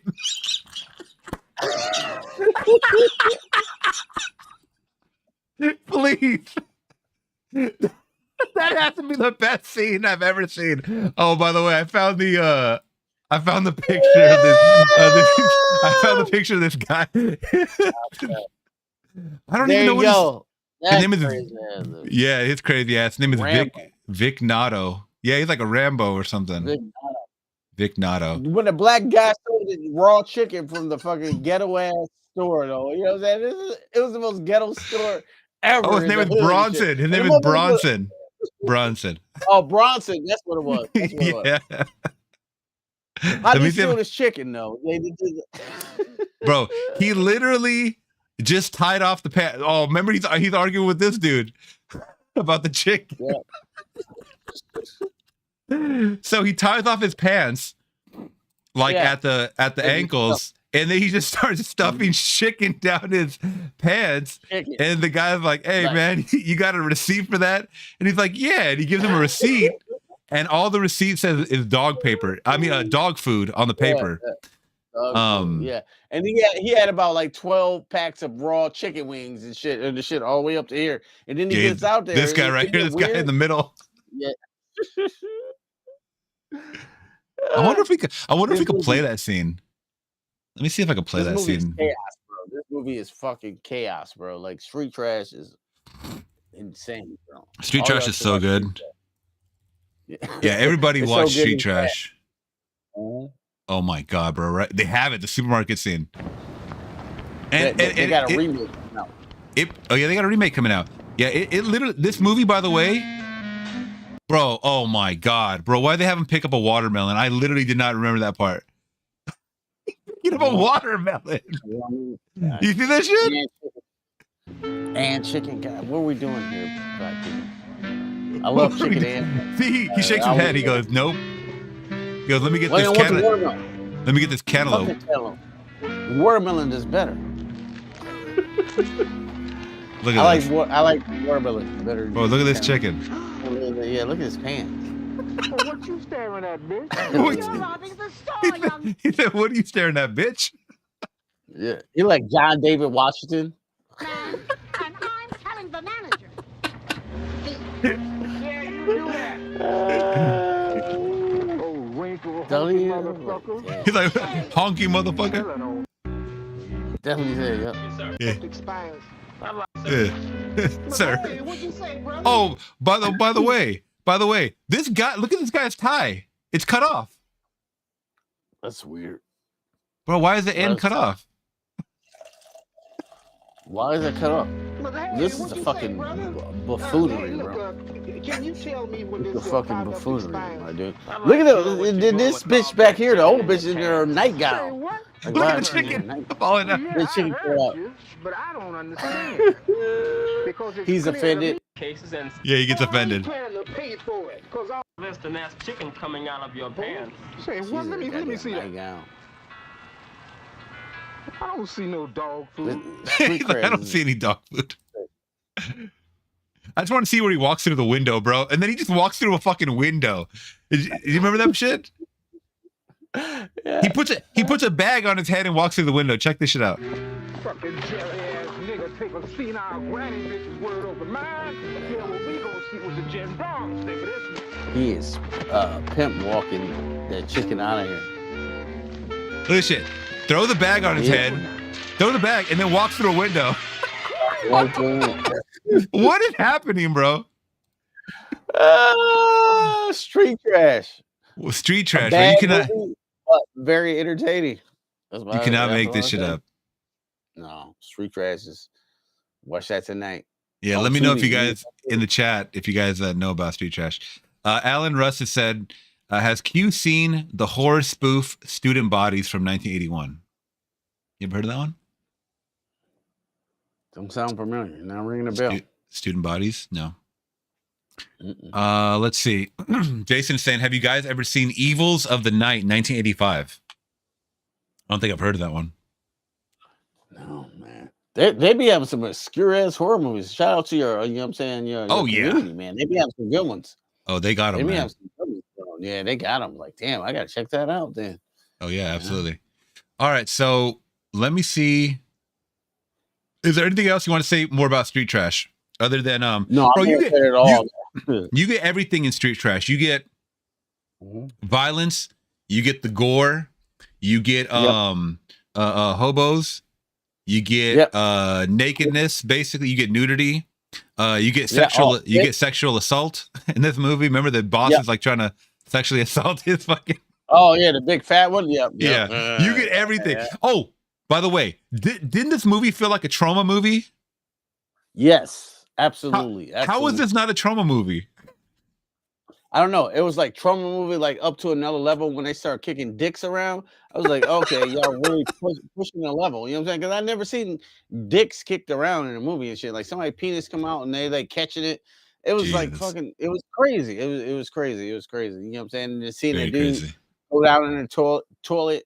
I remember putting this together, like for my friends, like for my gross out clips. Like, oh yeah, come on over. I'll show you how Jason got killed in part 4. You know what I'm saying? With a knife to his face, and I put a dick in Street Fighter kicking around and shit, like that. Oh, with shit. 2 VCRs. Y'all know about the 2 VCRs. Oh yeah, come on now. Your boy. Of course. All right, so my next pick is going to be 2005's House of Wax.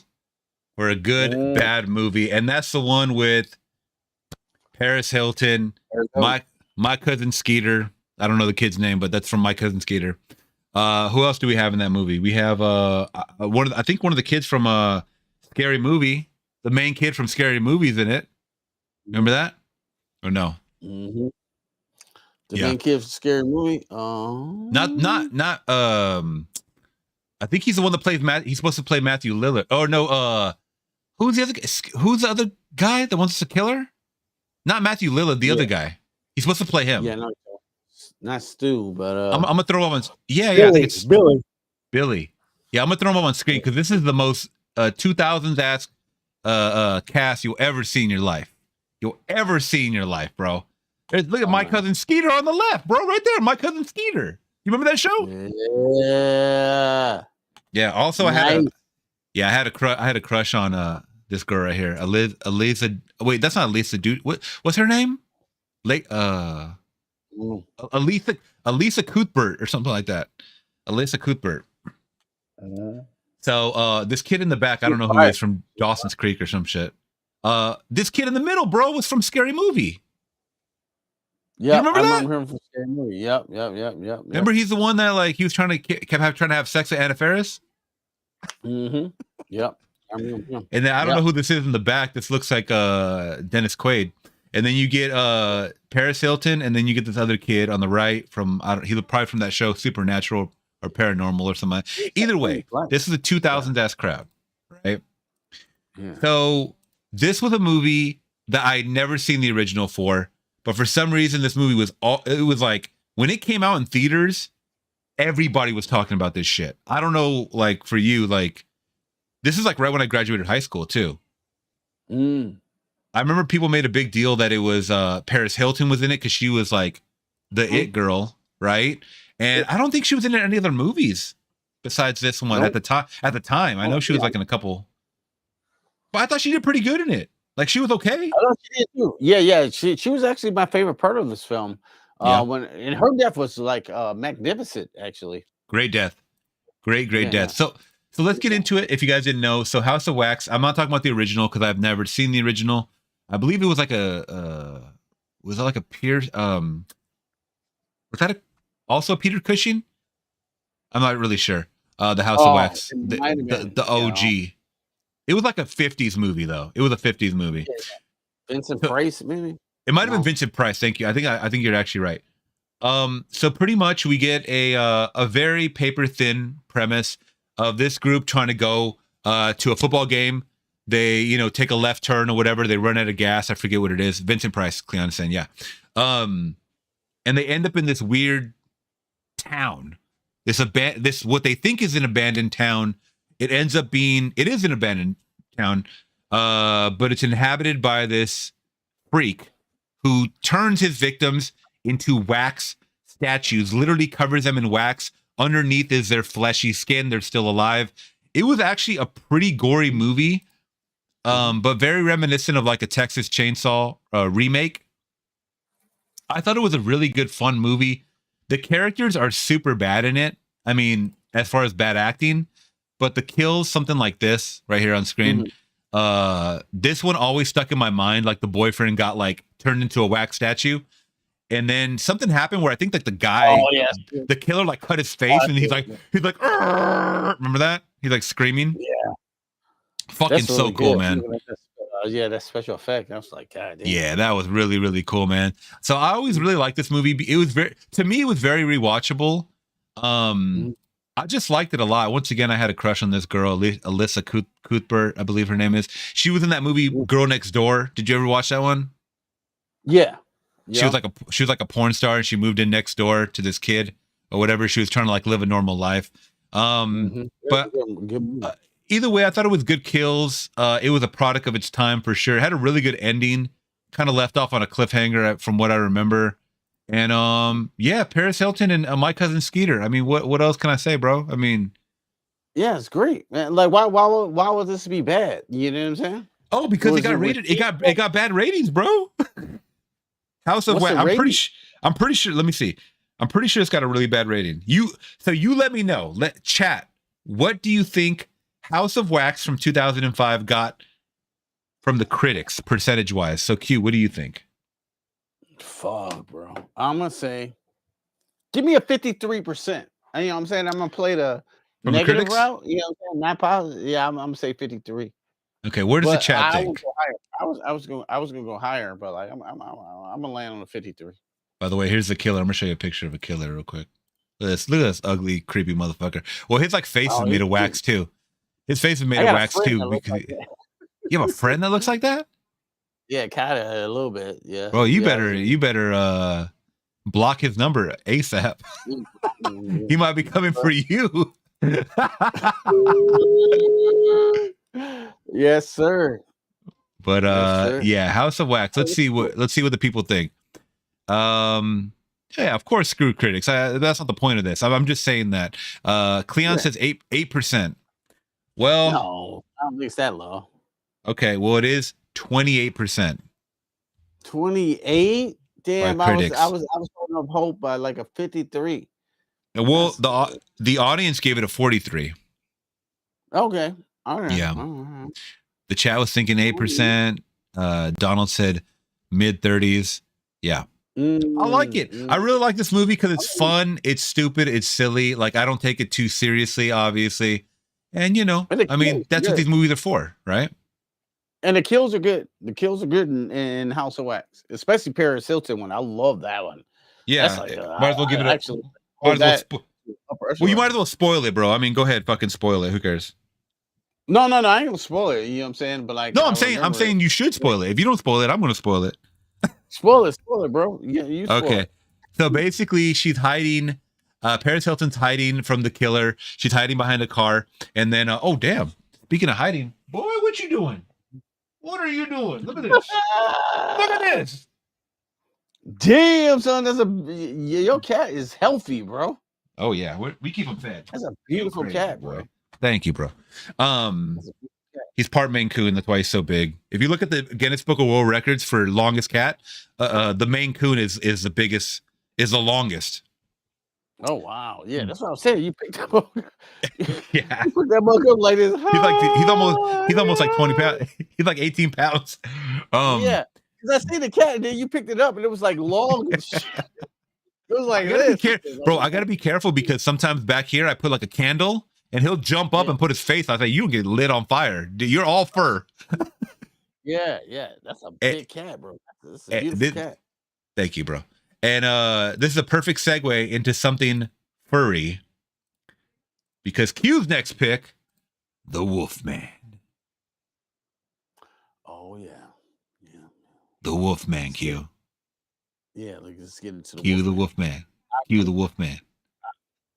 Yeah, bro. I remember when this came out, bro. This was like hated on and shit. Like when it came out, it was from Universal. Universal Wolfman. They was gonna reboot it, and like people were hating on it and shit, like bad. And I didn't understand it because I liked it. You know what I'm saying? I liked what they were doing, and when I see, you know what I'm saying, when I really got into the wolf, when Benicio del Toro turned into that wolf in that chair, like, I will kill all of you.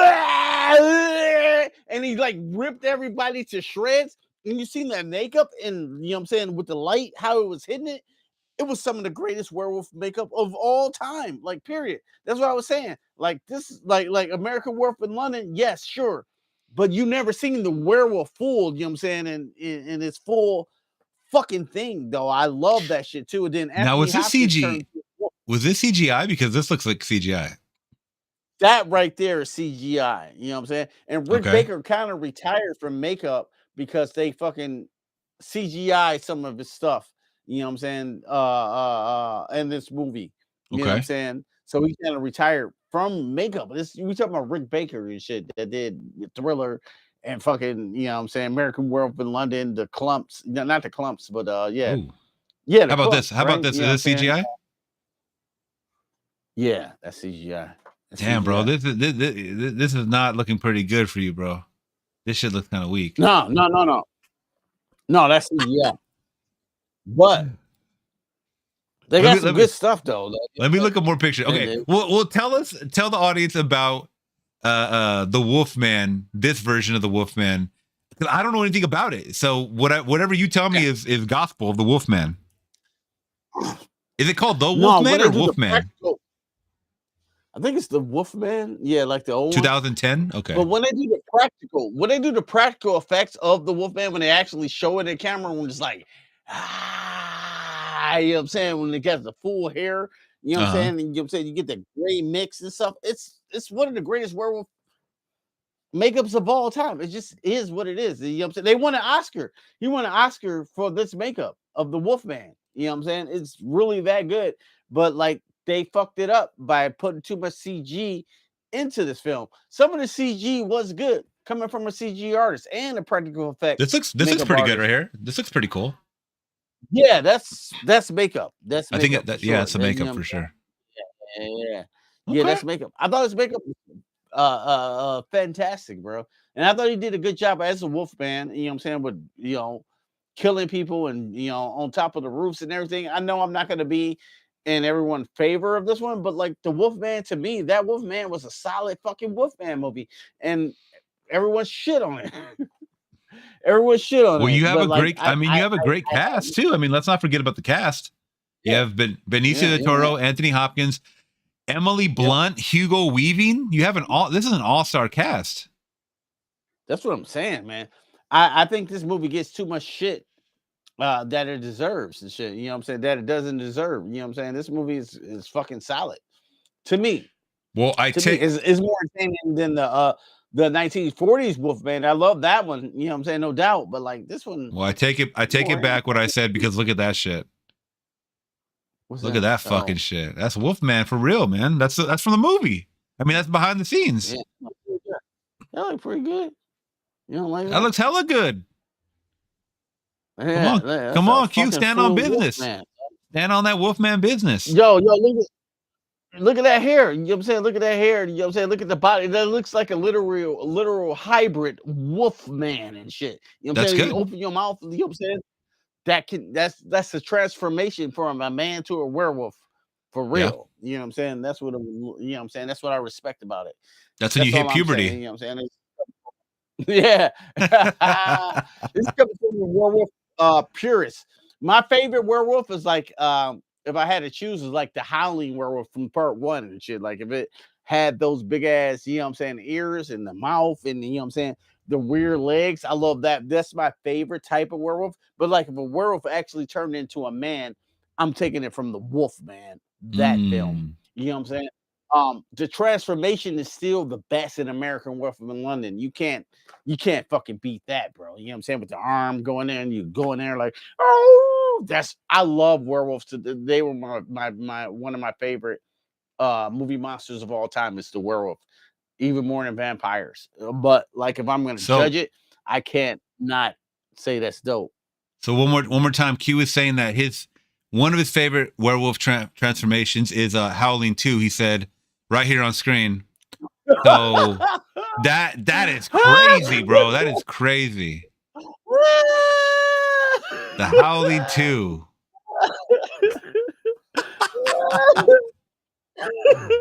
That was a crazy scene, bro. No. I did not say that. You Howling sure? 1, yes. Howling 1, yes. Howling 2, we can't even talk about this shit, bro. Like Howling 2 is one of the worst movies of all time. Like when we do that list, we put that bitch on there. Like Howling 2 is not even watchable. Whoa, what do you can't watch Howling 2. What do you mean it had Christopher Lee, bro? I don't give a fuck. Hey, bro, it had Christopher Lee coming out the gate like this. That's Christopher Lee. The motherfucker look like Max Headroom, bro. Remember Max Headroom? Like, what the fuck do we have on?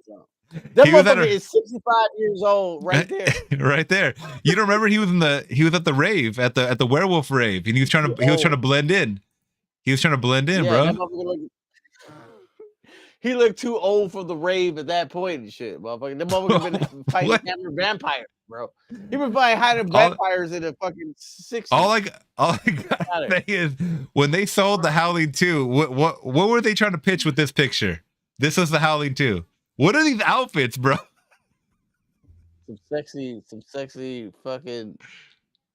But what is she wearing on the right? Bro, this is like future Tron. Like Mad Max 3, Beyond Thunderdome, Beyond Howling Dome. Huh? What's this guy in the middle? What's his deal? I don't. He was weird though. He was having sex. He was having sex with everybody too. Yeah, it looked like it. I think he's a famous actor too. I think I've seen him before. I bet some wild sex parties went on the Howling 2 set. Like, yo, like look at that God. shit. Like, yeah. Yeah, I probably would have been with it. Yeah, I don't know. That's ridiculous. Put my mind in the Howling 2. Like I think the Howling Sex 2 was a Diddy party. You be honest. Oh yeah. It was no transformation. It was just a transformation to that baby oil werewolves. Oh my God. So back to that. Anything else you want to say about Diddy? I mean about Wolfman? The Wolfman 2010. No, I like Wolfman. How was Anthony Hopkins in it? How was Anthony Hopkins in it? Yeah, he was dope. He was dope. He turned to spoiler alert, you know what I'm saying? He turned into a werewolf too? Scene at the end. Yeah, he's dope. I like this movie. Did you ever see Wolf with Jack Nicholson? Yeah, I like that movie too a little bit. I liked it too, but honestly, those werewolves were kind of weak. Yeah, they were weak. These werewolves are better here. So it's almost the same as Wolf, but better, way better werewolves in the Wolfman for sure. Okay, but and then it's more entertaining than Wolf because Wolf was boring as shit, right? Yeah, it was kind of like it took too long to get to the point, and then when you got the payoff, like it wasn't there. I mean, I like Michelle Pfeiffer though. That's the whole thing. Like, I like Jack Nicholson, Michelle Pfeiffer. Yeah. Jack Nicholson was getting pretty heavy at that point too, so he was a little looking at a place, and he was looking like he was getting ready to hit the Lakers courtside or whatever, eating the hot dog or whatever. So it's a little weird. Yeah, but they put him in the wires. Yeah, they put him in the wires. He kind of looked like a wolf, but like he kind of out of shape and old and shit. Yeah, out of shape. Exactly, out of shape. Yeah, he was out of shape. Out of shape wolf, so it throws you out of it. Out of shape wolf. Yeah, absolutely. That's what they should have called it. Yeah, out of shape. Out of shape wolf. Nobody wants to see an out of shape wolf. Yeah. JT in the chat coming in from Australia. Shouts out JT saying, "Have you guys seen my mom's a werewolf?" I don't know what that is. I don't know. I've never heard of it, bro. Oh, really? Oh, Cleon is saying Nicholson didn't want to spend hours in makeup. I could definitely understand that or hear that. That's why he didn't do it. Yeah. But Hey, I would. Michael all Jackson right. did it. Look how so Michael Jackson did it. Yeah. All right, let's get into the next pick for myself. One pick that started. This is the pick that started it all, and this is the hill that I'm going to die on. And I've had many arguments with people about this one. I'm talking about Freddy's Dead: The Final Nightmare. Nightmare on Elm Street 6. What are you gonna pull out? Oh, the glove. Don't kill yourself yet. Don't kill yourself. Don't slice your. Scratching my head. Don't scratching my slice. head. Don't slice your own throat. Okay, with that thing. I'm just scratching my forehead. Freddy's Dead: The Final Nightmare. So, in preparation for this good bad movie, and I know a lot of people are gonna say, "Nah, motherfucker, this is just a bad movie." It is. It is gotta not. Tell me. You gotta Hold on. redeem yourself and tell me what you really love about this bad movie. Oh, there's a lot of good points that I know. JT, even the people in the chat are already saying this is totally ass and it's totally Looney Tunes cartoon. It is, and that's why I like it. But let me explain to you my experience first watching this. Okay, so I think when I was younger, I started watching all the Freddy movies, like Nightmare movies. At this point in the franchise, he was falling off, but he was already a household name. I want to say probably by part 3, he was already a household name. Like that's when he started really taking off. Because we know about Freddy's Revenge or Freddy 2. That one was a weird debacle, right? So I think they try to have a resurgence, kind of like how Halloween 3, everybody was like, where the fuck is Michael? They wanted to have a little resurgence with that one, and they kind of went the Halloween 4 route, which birthed Halloween 3. Nightmare on Elm Street 3, I should say, which is one of my favorites. Nightmare on Elm Street 3 is my favorite. What is your favorite Nightmare before we get into it? Good one. I'm a purist, so I'm a Nightmare 1 guy. Okay. And then Nightmare 3. You know what I'm saying? Okay. Yeah, it's 1 for me, then 3 for me. I think the 3 height is so of good. Freddy Krueger. Yeah, it's awesome. It's like the Avengers for Freddy and shit. You know what I'm saying? And they are going up against Thanos. I love it. I love it so much. So much. But I think the height of Freddy Krueger's fame is 4, The Dream Master. You know what I'm saying? And even though it's not the greatest movie and shit or whatever, but that was like when he was making the most money. But I think 3 is the better movie. 3 and 1 is obviously the best movie for you notice that the best of literally any of these franchises are always the early ones because a lot of them were done in the 80s. When you hit that 90s mark, that's when shit starts to fall sideways because something about the 90s aesthetic compared to the 80s, it just doesn't have that feeling. And the reason why I mentioned that is because Freddy's Dead is 1991, I believe 91, and that's when shit started falling off the fucking rails. Like if you were there's some exceptions, right? I mean, Candyman, People Under the Stairs, shit like that, right? Child's Play sequels were good to me. I like Child's Play 2 and 3 are like 2 is probably the best one for me, but 2 is great. Yeah, it's the best one. Freddy's Dead was 91, and it definitely feels like okay, cool. I got someone in the chat that was like, I'm with you, Flix. I really enjoyed Freddy's Dead. Okay, let's just get into it before anything. Okay, so Freddy's Dead introduces a whole different element to me than what they did in the previous movies. Okay, this is before Wes Craven because Wes Craven's New Nightmare. Wes Craven's New Nightmare turned this shit on its head because I think it was like Freddy's Dead was so ass. We got to redo this shit. So I'm not even counting Wes Craven. Yeah, I'm not even counting Wes Craven's New Nightmare because to me that's like my second favorite movie. That's a good one. That's a real good one. So, Freddy's Dead: The Final Nightmare. It introduces his kin. I mean his child, right? What are you laughing for, bro? What are you laughing for? It introduces his daughter into the. I'm talking spoilers, by the way. It introduces his daughter into this movie, who also deals with troubled youth, who basically becomes the cattle, right? They get picked off. But what does Freddy do? We know that if you forget about Freddy, he goes away, right?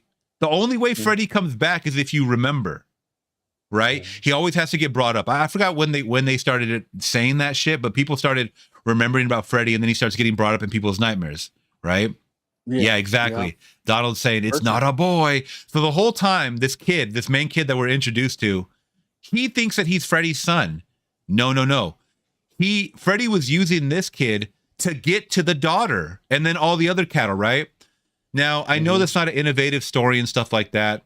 This has some really fun kills for me, like the video game one. You know, now we're playing with power, the whole power glove shit. I know that may not be crazy for some people.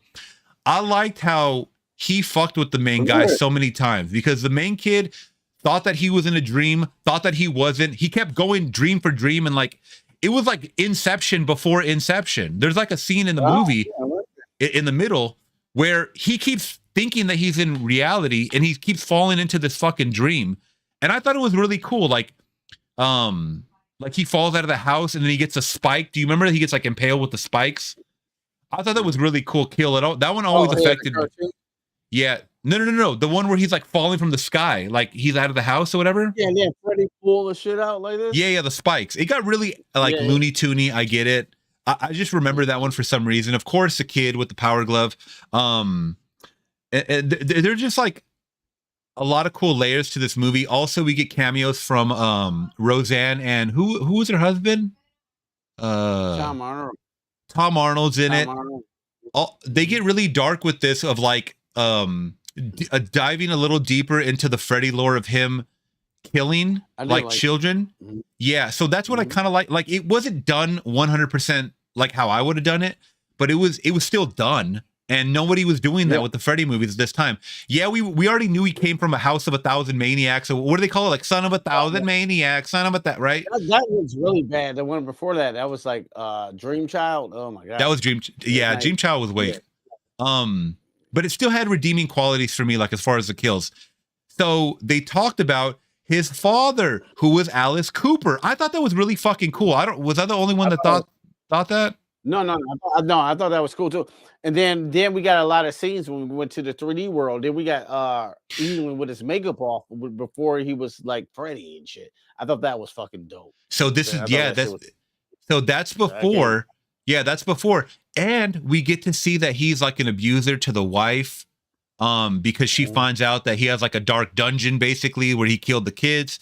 And I like it. And then we get to see Freddy burning alive because the town found out that he was a child killer.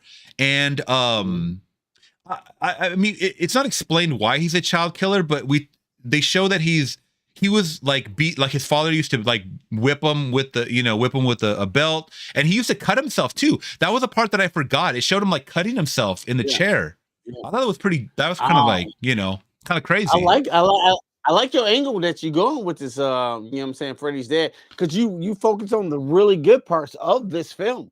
Those are the best parts of that film. You know what I'm saying? To be honest with you, because I think it gives a lot to the Freddy lore, especially being Freddy's Dead. It gives a lot to the Freddy lore that like this could happen. But it's almost like those parts of the movie could have been better in a whole nother movie in itself. You know what I'm saying? Yeah. Just those parts. You know what I'm saying? To you know what I'm saying, then carry on the Freddy Krueger lore, because the shit around it is not good. You know what I'm saying? Yeah. You know what I'm saying? A lot of stuff around it. I mean, this is called Freddy's Dead: The Final Nightmare. So they're obviously trying to bank on killing this franchise. It was not doing successfully well. The sequels were not doing well, right? They didn't even call it Freddy 6. You know what I mean? They just call Freddy's Dead. So it's like they didn't want to attach any number to it because they knew that each one was doing worse than the last. So also Donald Seal in the chat is saying there's a part where the deaf kid, he's opening the map and he falls asleep. So the map keeps getting bigger and bigger and bigger. And then he opens it up and on the map it says, "You're fucked." I thought that was really funny. They're like, "What does the map say?" And he's like, "It says we're fucked." But he also has one of the coolest deaths I've ever seen, bro, because they went brutal on him because he's disabled. And they fuck with him. Like they really Yeah, the oh god, the chalkboard with the head exploding. That shit, that was a crazy kill. Also, one of the girls who's like really into martial arts, we find out her dad would like sexually abused her. That's what I'm talking about. Like they get into some deep dark shit in this one, man. They get some deep dark shit, but they treat it cartoony too at the same time. But Yeah. I think they have to do that, you know what I'm saying, because of the deep dark nature of it. You know what I'm saying? When she was beating him up with the iron or whatever, and she's being sexually abused. His face gets all like yeah. His face kind of turns like to putty, like it looks all glue, like weird and shit. Yeah. So I see where you're coming from for Freddy's Dead, though. You know what I'm saying? I'm seeing your points, and you make very valid points. I went a little. You know what I'm saying? Yeah, thank you. Because like I said, I rewatched it and I was like, oh man, I don't know if I should still defend this movie because it didn't hold up. Obviously, it was a little boring. I liked it more for explaining more of Freddy because that's all I care about. I know Freddy's dope. Like I know Freddy's cool. Like as far as like a killer goes, I just wanted to understand him more, and I feel like I got a little bit of that in this one. It's like the fifth. Was it the fifth one that we learned that his mother was a nun, or was it the fourth one? Fourth to the fifth. I think that might be the fourth. Yeah. But you got a lot more of Freddy's lore in Freddy's Dead. So I appreciate your love for this movie for that, because we really have not seen that in really any other movies. And I think it was a whole, like you said, I think it was a whole nother movie that's cooler. You know what I'm saying? With that information that you got from Freddy, that you can make a whole nother movie off of. And then the rest of the shit around it, it was like, I don't know. Yeah. You know also on screen, I put Yaphet Kotto's in this movie. Rest in peace, from Alien. I mean, how the fuck did they get this guy in Freddy's Dead? This guy's like a fucking amazing actor. He's not in it that much, but he plays like someone that's like a therapist or something that's dealing with these troubled youth and stuff like that. Like I said, I like the angle that they went, because first of all, no one believes these kids as it is. They're like either runaways or they're like drug abusers, or like they're druggies or whatever. So nobody believes them as they're the underdogs, right? So they have something to prove. Once again, the directing. Oh, also I forgot to mention, the director of this movie directed Tank Girl. You remember that shit? Oh yeah, with Ice-T. And I remember, I didn't even see that movie, but I know that was not a well-received. It was not a well-received movie. I know that. Who's the main girl? Is Ice-T and somebody else? The main girl, it's not Anne Heche. It's Lauren. Is it Lauren Holly, or am I tripping? Might be Lauren Holly. Yeah. Tank Girl from 1995. That was Lori Petty. I'm sorry. Yeah, Ice-T as T Saint. That was his name. What the fuck? God damn. Yeah. And then also, I didn't like the marketing gimmick that they did with this movie within 3D, which is so fucking dumb. Ugh. It only happens at the end too. Oh, 3D.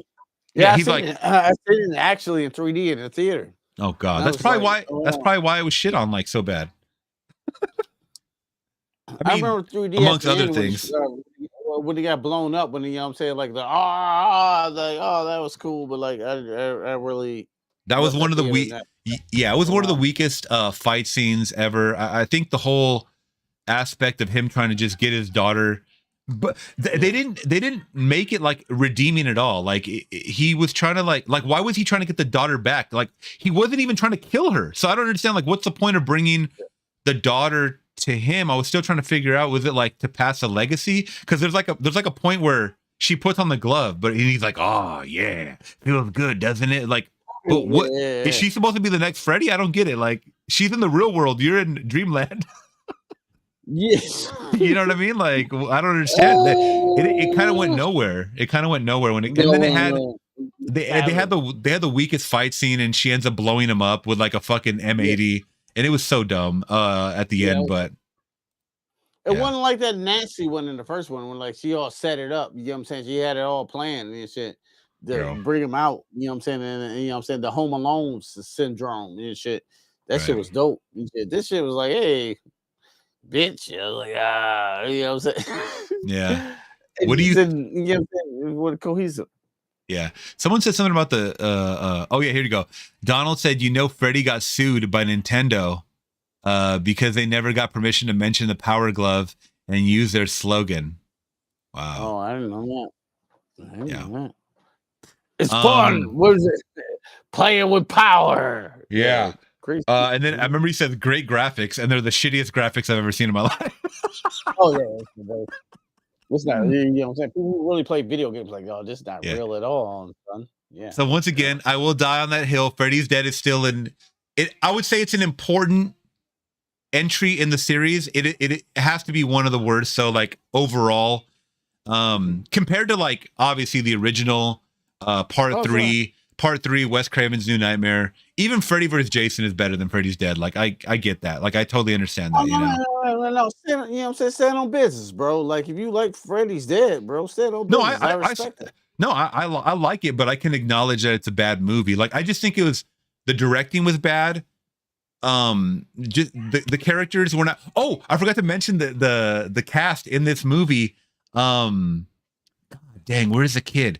I gotta look him up because he actually went on to become a famous actor. The main blonde kid, he was like in Clueless, and he was like a skater kid. The one that dies from the power that goes in the video game, the stoner kid. Oh shoot. You know him, bro. I mean, you've seen him for sure. Yeah. But he actually went on. Yeah. Robot Chicken guy, right? Breckenmeyer. No, you're thinking of what the fuck is that guy's name? Seth Green.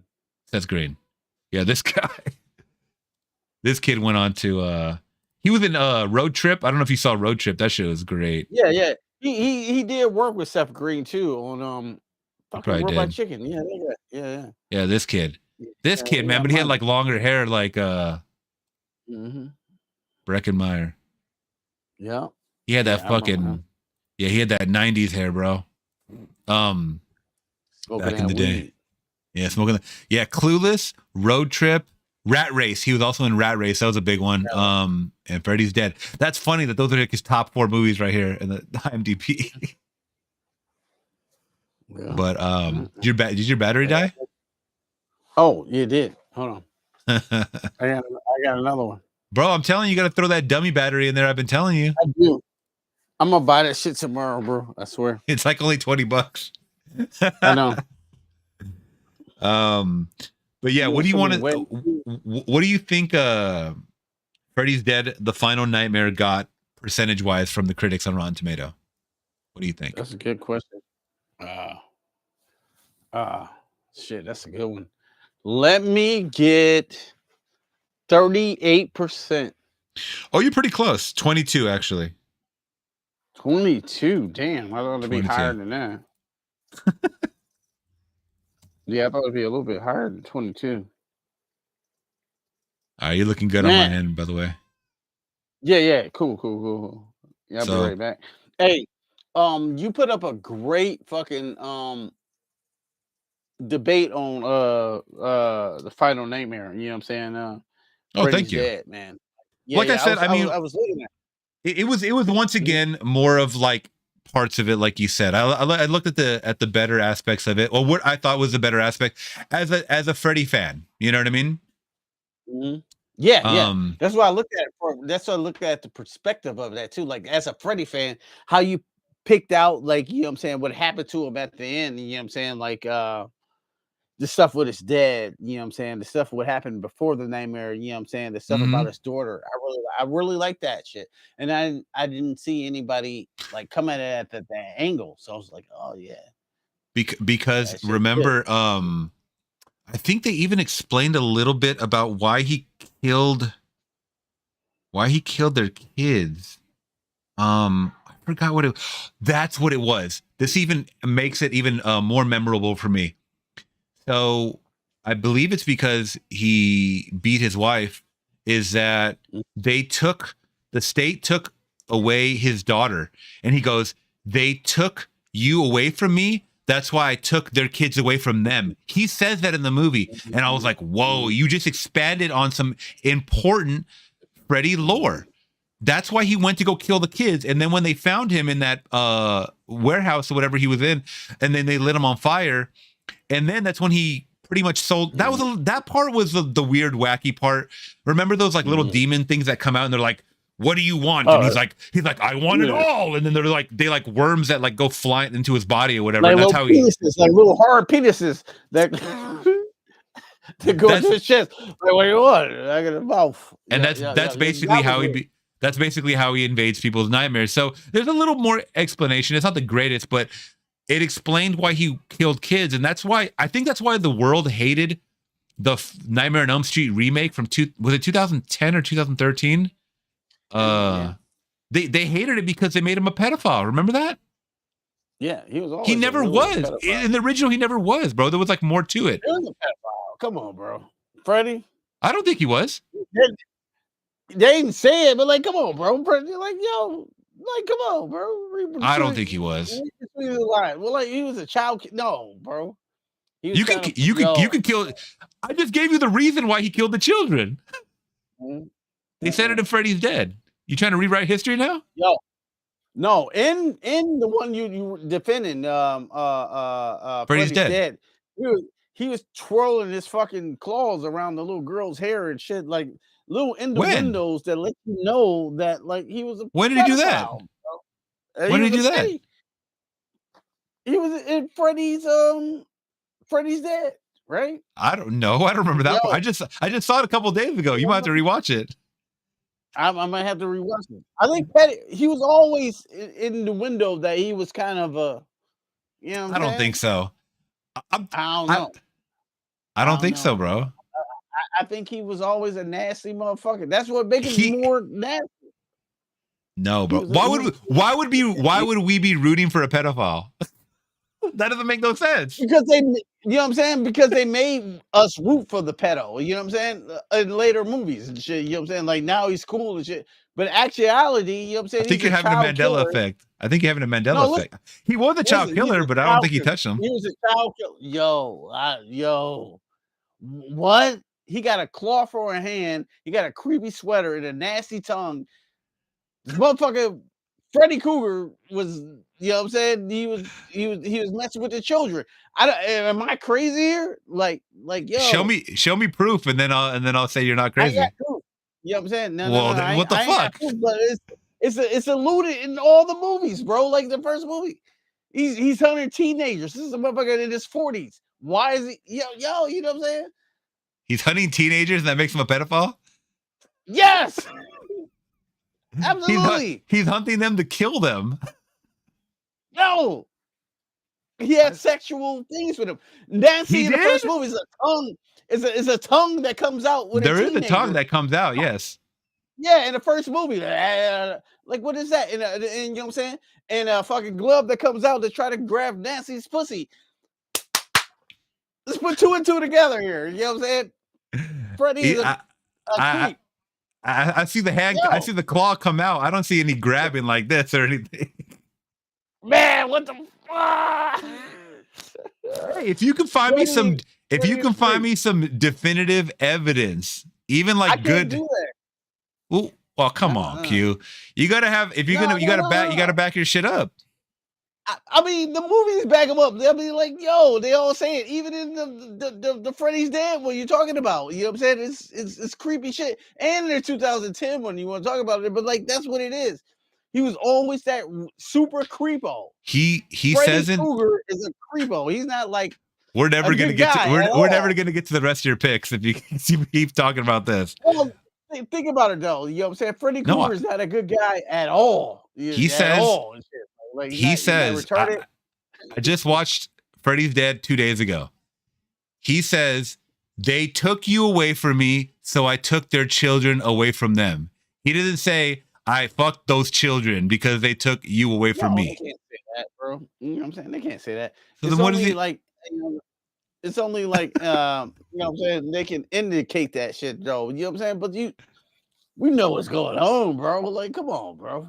You know I mean, it's something more nastier than with Freddy Krueger than we actually talking about. It's not just like I want to kill them and shit. You can believe, like you can Jason believe want to kill people because of mother. Oh yeah, what y'all doing here? I'm gonna kill you. You know what I'm saying? Shape. I don't even know why I'm doing it. Michael Myers, but Freddy is a sicker agenda. And I'm saying, am I crazy? That's your opinion. I don't see it. No, you don't see that? I don't see it. How you don't see that, bro? A child killer. He's a child killer. Freddy gonna Krueger. be- He got a child in his arms. This is gonna be a Right here, 3-hour you got a little podcast. I can child. feel it. This is gonna be a 3-hour podcast. I can feel it. He has a little child in his arms. Right here, a little child. Yeah, to kill them. Freddy is the most fucked up, you know what I'm saying, of all the killers and shit. If you think about it, Freddy Krueger is Chat. what is the chat think though? I need to know what the chat thinks. Chat, is Freddy a pedophile or not?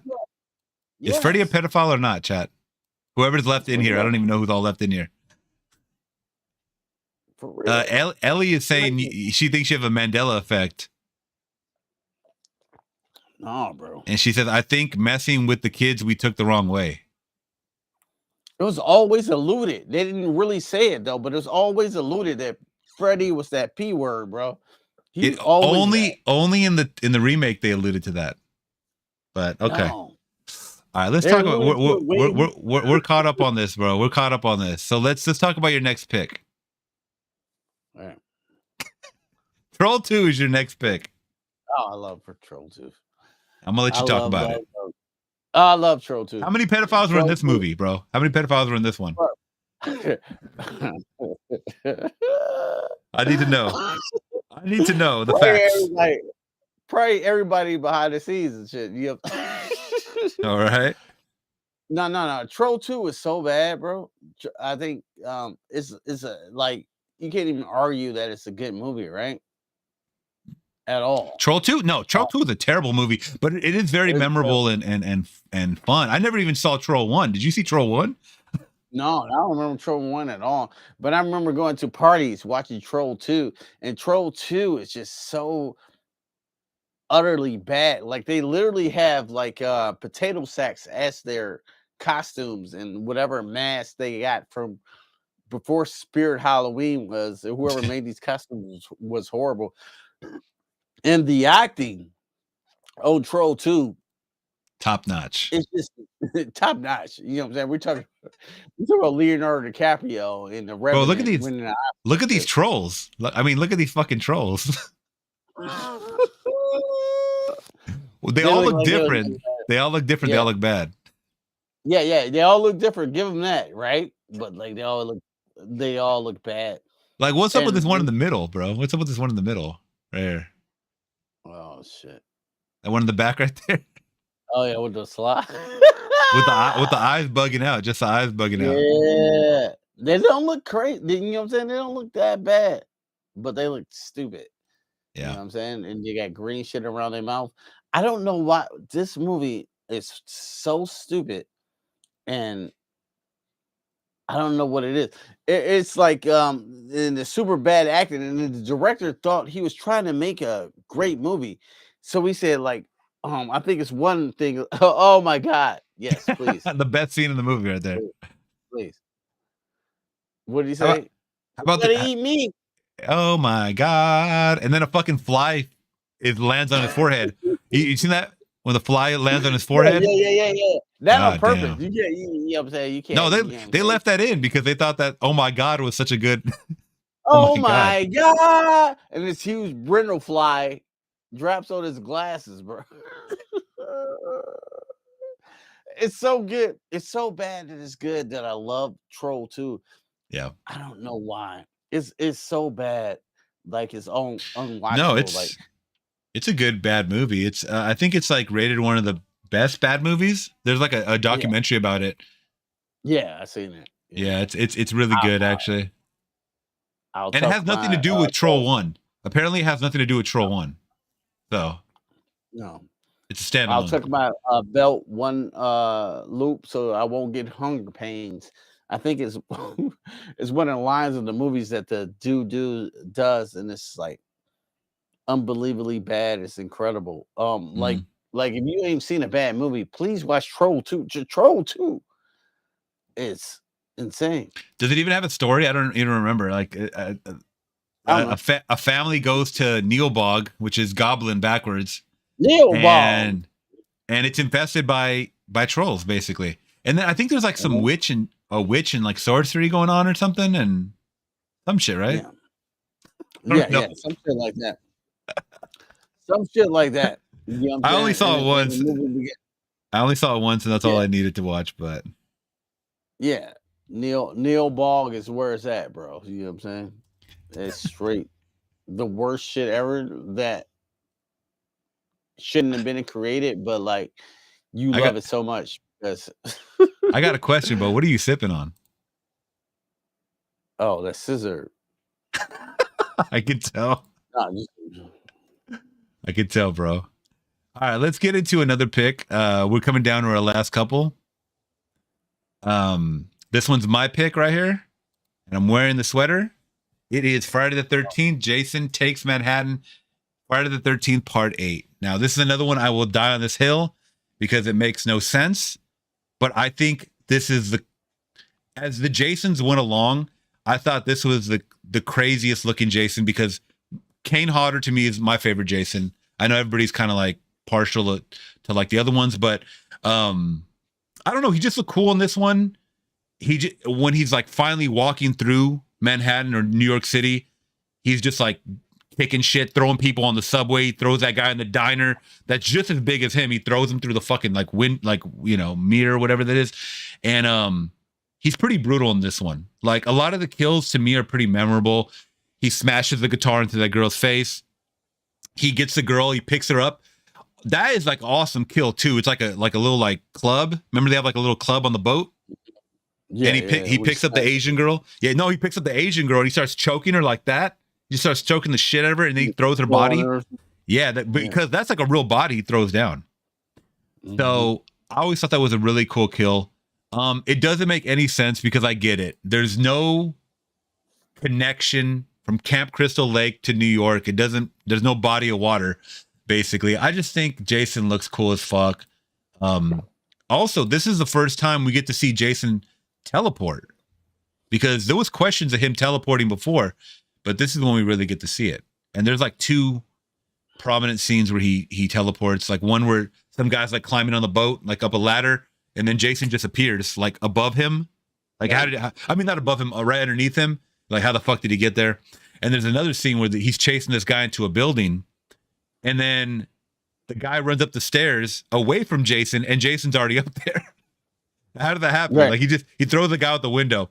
I don't know if you remember that part. He throws the guy like in the sledge. Yeah, absolutely. No. This is when they're in New York. Like he like throws him in that like vat of sewage. Remember that? He starts like sloshing him around. Okay. It's like the old man or whatever. Yeah. He just looks cool. And I know the ending is kind of stupid.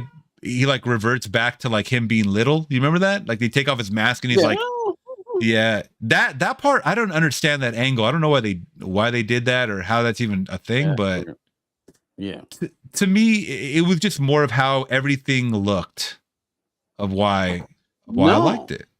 You know what I'm saying? No. Jason Manhattan has a lot of great parts for it to be great. You know what I'm saying? To be on this list. Like the one part when Jason comes in Manhattan when he kissed that goddamn radio. Oh yeah, that's great. That goddamn radio, bro. You know what I'm saying? They just show it. You know what I'm saying? They're playing like some like hippity hop and the Run DMC and the Big Bop. They're playing like that Melly Mel type shit. Remember when Melly Mel did the diss to Eminem? How did it go, bro? Come on. Yeah. Why you mad? Why you look bad? Like a roach just climbing about your book bag. That was Melly Mel rap, diss rap against Eminem. Like, so this is against Eminem and shit. Like, we serious and shit. That's what was playing on their. That's what was playing on their stereo on their stereo that he kicked. And he kicked the shit out of it. And then like just like what, son? And they pull out some switchblades and shit, and he just lifted his mask. Like, oh shit, cool, that part was funny. Yeah, that part was funny. Yeah, I love it. I love that part, bro. That is just fucking tight. And then it was King Hodder. King Hodder was dope as fuck too. You know what I'm saying? And part 8, he had a lot of dope moments. There's one moment that like King Hodder's walking through the subway, and he just elbows this bitch. Oh like, man, she goes flying, bro. Like flying to the face. And we can't forget the fade, right? With Julius, you know what I'm saying? Oh, the best, bro. Bow. And that scene lasted for like a minute and a half. And shit. He threw the fade with Jason, and then he's like, I ain't got nothing left. And then with like Jason punches his head off and it lands in the fucking garbage can. Bro, the best. one of the best kills ever in the Friday 13th franchise. Are you fucking kidding me? You know what I'm saying? So like, yeah, part 8 gets its respect for sure, bro. So Oh yeah, great right here, bro. pick, bro. Yeah, Right here. Catch this fade. He got that track. He had the whole tracksuit on. Yeah, the tracksuit. Oh, yeah. I love the sound too. In here, it's like doop doop doop doop doop doop, because he's hitting the hockey mask. So why do you think he's allowing him to punch him that much? Do you think he's just like surprised, or he's just like, I'm gonna give it to him. I'm gonna let him just wear himself out. Yeah. Like let's see what it's about. Like I've never been challenged like this. You know, I need to hunt down all the final girls. You punch me in the face. Also, you're punching his glove. That shit, his knuckles are bloody already. Yeah, it's bloody. Yeah, that's what I was thinking the whole time I was watching this shit. Like, yeah, this knuckles gotta be fucking out of here. You know what I'm saying? He fucking punched his hockey mask. He's over there like on the roof, like the beginning of Above the Rim, when the guy's playing on the basketball on the roof, and he's like, "Nutso!" Remember that shit? Mm-hmm. One punch. Boom, right there. Love we can see his POV too. Yeah. They had a camera on that head too. That was dope. That was awesome, dude. That was such a cool kill. That's one of my favorite top 10 kills for sure from Friday the 13th. But yeah, that's my pick right there for great pick. where Jason takes my name. I mean, it's not. This is the thing. These stories don't change up, bro. It's just like you woke me from my grave and I'm gonna kill people. This type of shit. That's all it is, basically, right? It is what it is. You know what I'm saying? It would do a lot. Yep. All right. So for you, we're gonna stick with the Friday the 13th, and we're gonna go with part 5. Yeah. A new beginning. I'll make it quick on this one. Okay. Yeah, I'll make it quick on this. Friday 13th, part 5, the new beginning. People have issue with this one. I'm gonna do a little small spoiler alert. Go for it. That's okay. This is not really Jason Voorhees doing the killing here. It's a copycat, or not even a copycat. It's somebody that, somebody's dad, right? Yeah, somebody's dead. Like somebody's son got killed. The victims. Yeah, so he decided to pick up the persona of of Jason Voorhees, and yeah, that's kind of whack. So you don't get the real Jason Voorhees. You know what I'm saying, technically, but I will say this: it's a good Friday the 13th movie, though. You know what I'm saying? If you really think about it, you know what I'm saying? All the kills are good. The characters are kind of good. You got a Tommy Jarvis. That's not really the Tommy Jarvis in here, but like, I think you do a pretty good job here. You know what I'm saying? You know what I'm saying? Mm-hmm. He's in the psych psych ward. Psych world. Yeah, I'm saying the wrong word, but but I think he did a pretty good job with Tommy Jarvis and shit too. But like, this is not the real Jason, and people got really upset about that, and they give this really bad, you know what I'm saying, scores in the Friday 13th lore. But I thought, you know what I'm saying, honestly, it's a good Friday the 13th movie and shit. You got great characters, you got pretty good kills, got pretty good nudity, to hold up, you know what I'm saying? But like, and a pretty good death of Jason, not the best, but like pretty good, you know what I'm saying? And the Friday the 13th lore, like, it's not as bad as like Friday 13th X, you know what I'm saying? Jason X and things like that. You know what I'm saying? I think it holds up as a Friday 13th movie that a lot of people give shit about. So like, I'm just gonna hold that there. You know what I'm saying? This is not Jason. Let's not forget about this kid. Let's not forget about this kid right here. Oh yeah, Dudley the homie. That was from Different Strokes and shit. He survived that movie. Another black homie survived the Friday 13th movie. So is this the one with the ooh, or is that part 6? The dude from Return of the Living Dead. What the fuck is his name? Yeah. I know you're talking about Joanna Man. Yeah. Is he in this one or is that the part 6? I want to say it's this one because I think in 85 they filmed it at the same year that they came out. Yeah. I want to say it's this one or is Yeah, it's not part 4, part 5. He gets killed in the car, right? Yeah, it's part 5.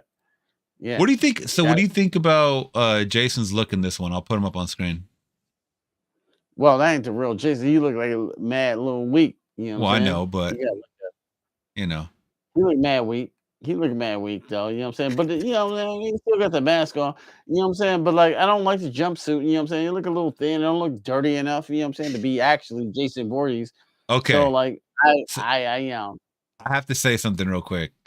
So Braxton, and this is so Braxton says this. Let me throw this up in the chat. He says, at first in slashers, thrillers, and horror, black folks were the first to be taken out, but they'll for sure be the first to peace out. Okay. There is this misnomer that black people die first. In every single fucking slasher movie I've seen, that does not happen. So where the fuck did this myth come from, bro?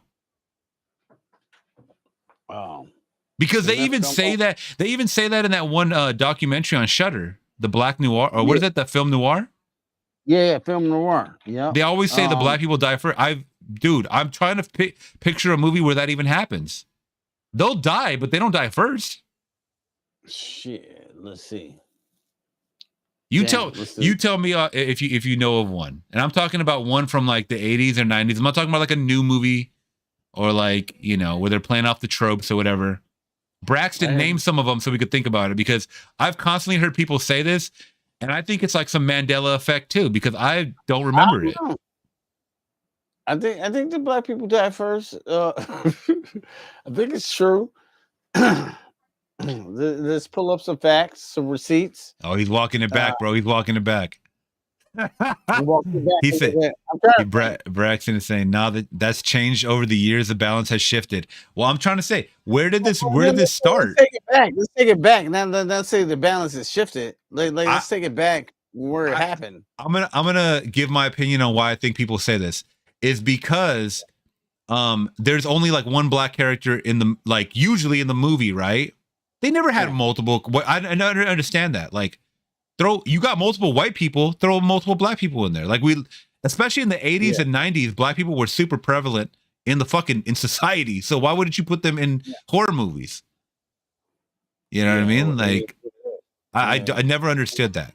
So that's why I think people think that they die first, is because there's literally only one in there. So you remember, oh, the black guy died. Well, yeah, because he's the only fucking black guy in the movie. But also, like, 1,000 other white people died around him. So what is that? That ratio is kind of like off whack. You know what I mean? Okay, Braxton is saying Scream 2, the one with Jada Pinkett.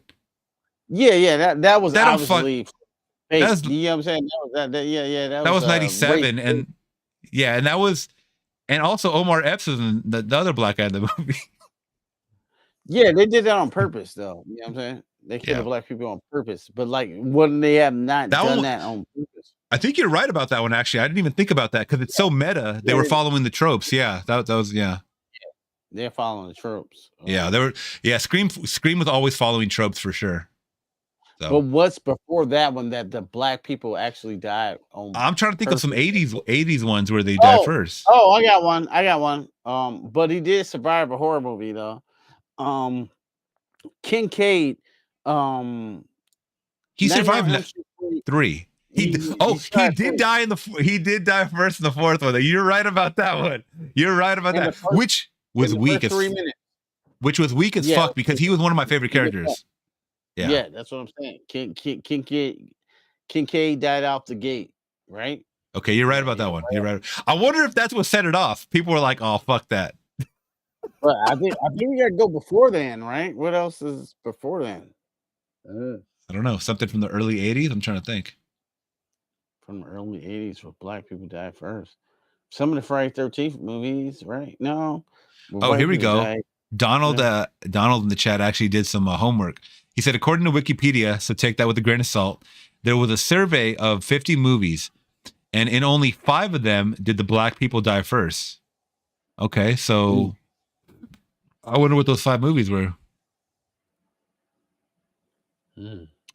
Braxton is saying, that's the one I could think of, though. Never was a fan of Scream. Didn't watch them. I've been a Michael Myers fan. Okay. You thinking Michael Myers? It wasn't Man, no even Michael black Myers, fucking Busta Rhymes lasted till the end. Trick or treat, motherfucker. Yeah, it's no black people in the Halloween. No black people on Halloween, unless you're talking about Halloween Resurrection. No, in the first one, there's no black people in the first Halloween, right? No, there's not. No. Yeah. So. Halloween 2, maybe. Halloween 2. I'm trying to think of the people in the hospital. No, I don't think so. 3 is not even counted. 4. No. 4. Nope. All white people. 5. 5. All white people as well. 6. 6. That's someone Paul Rudd. Is there any black people in that one? I don't remember. I haven't seen that one in such a long time. 7 is H2O.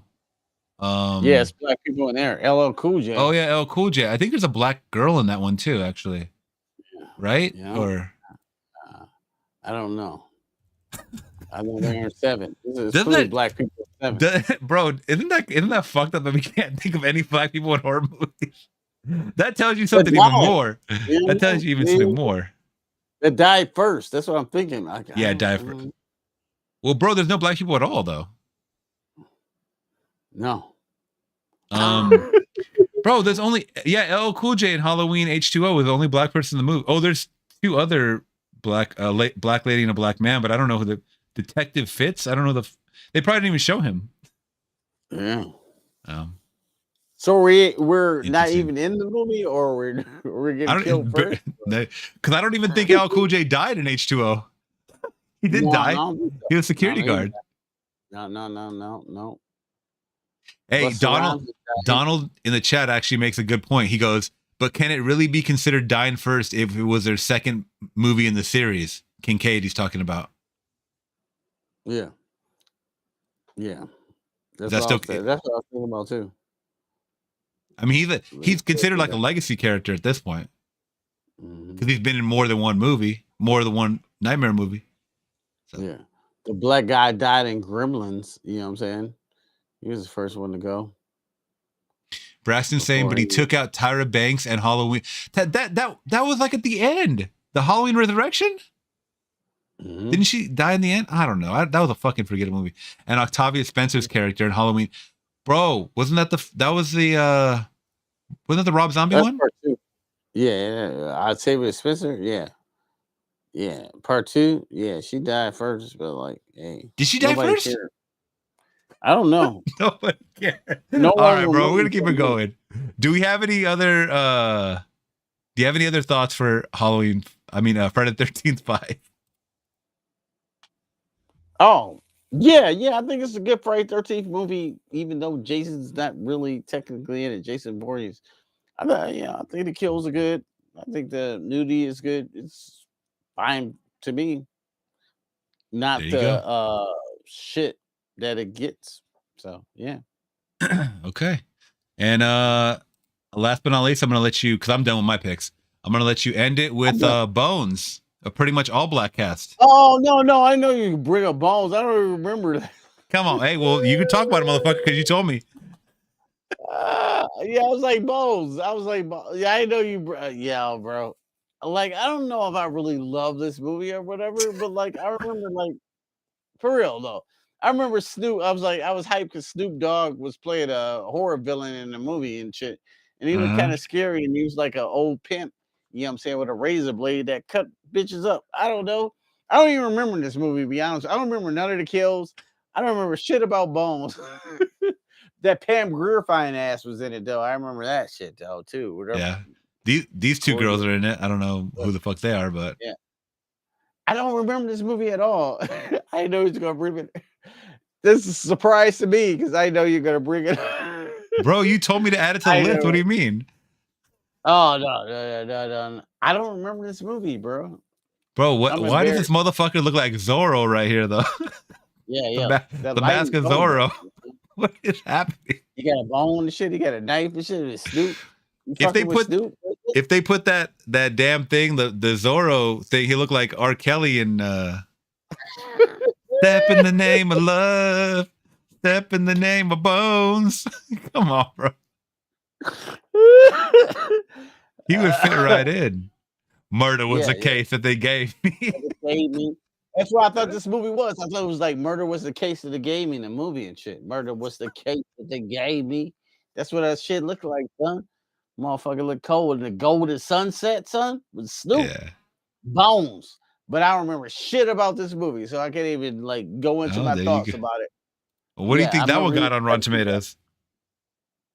Bones. This would be a good one. 47%.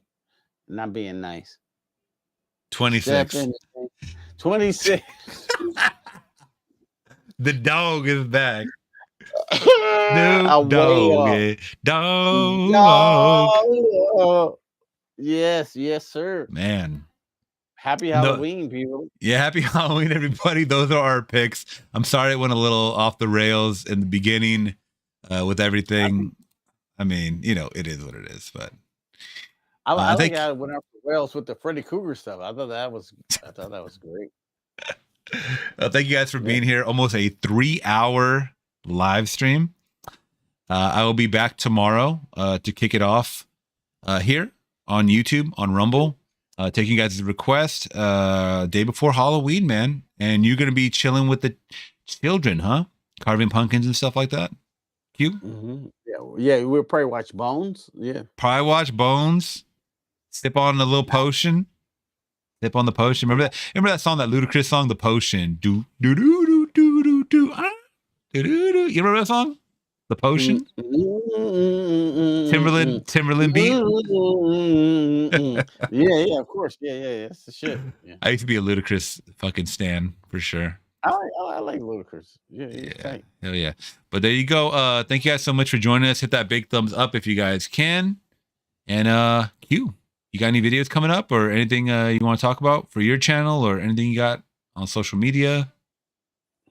No, man. This is actually, man. This is October's a wrap. October's a wrap.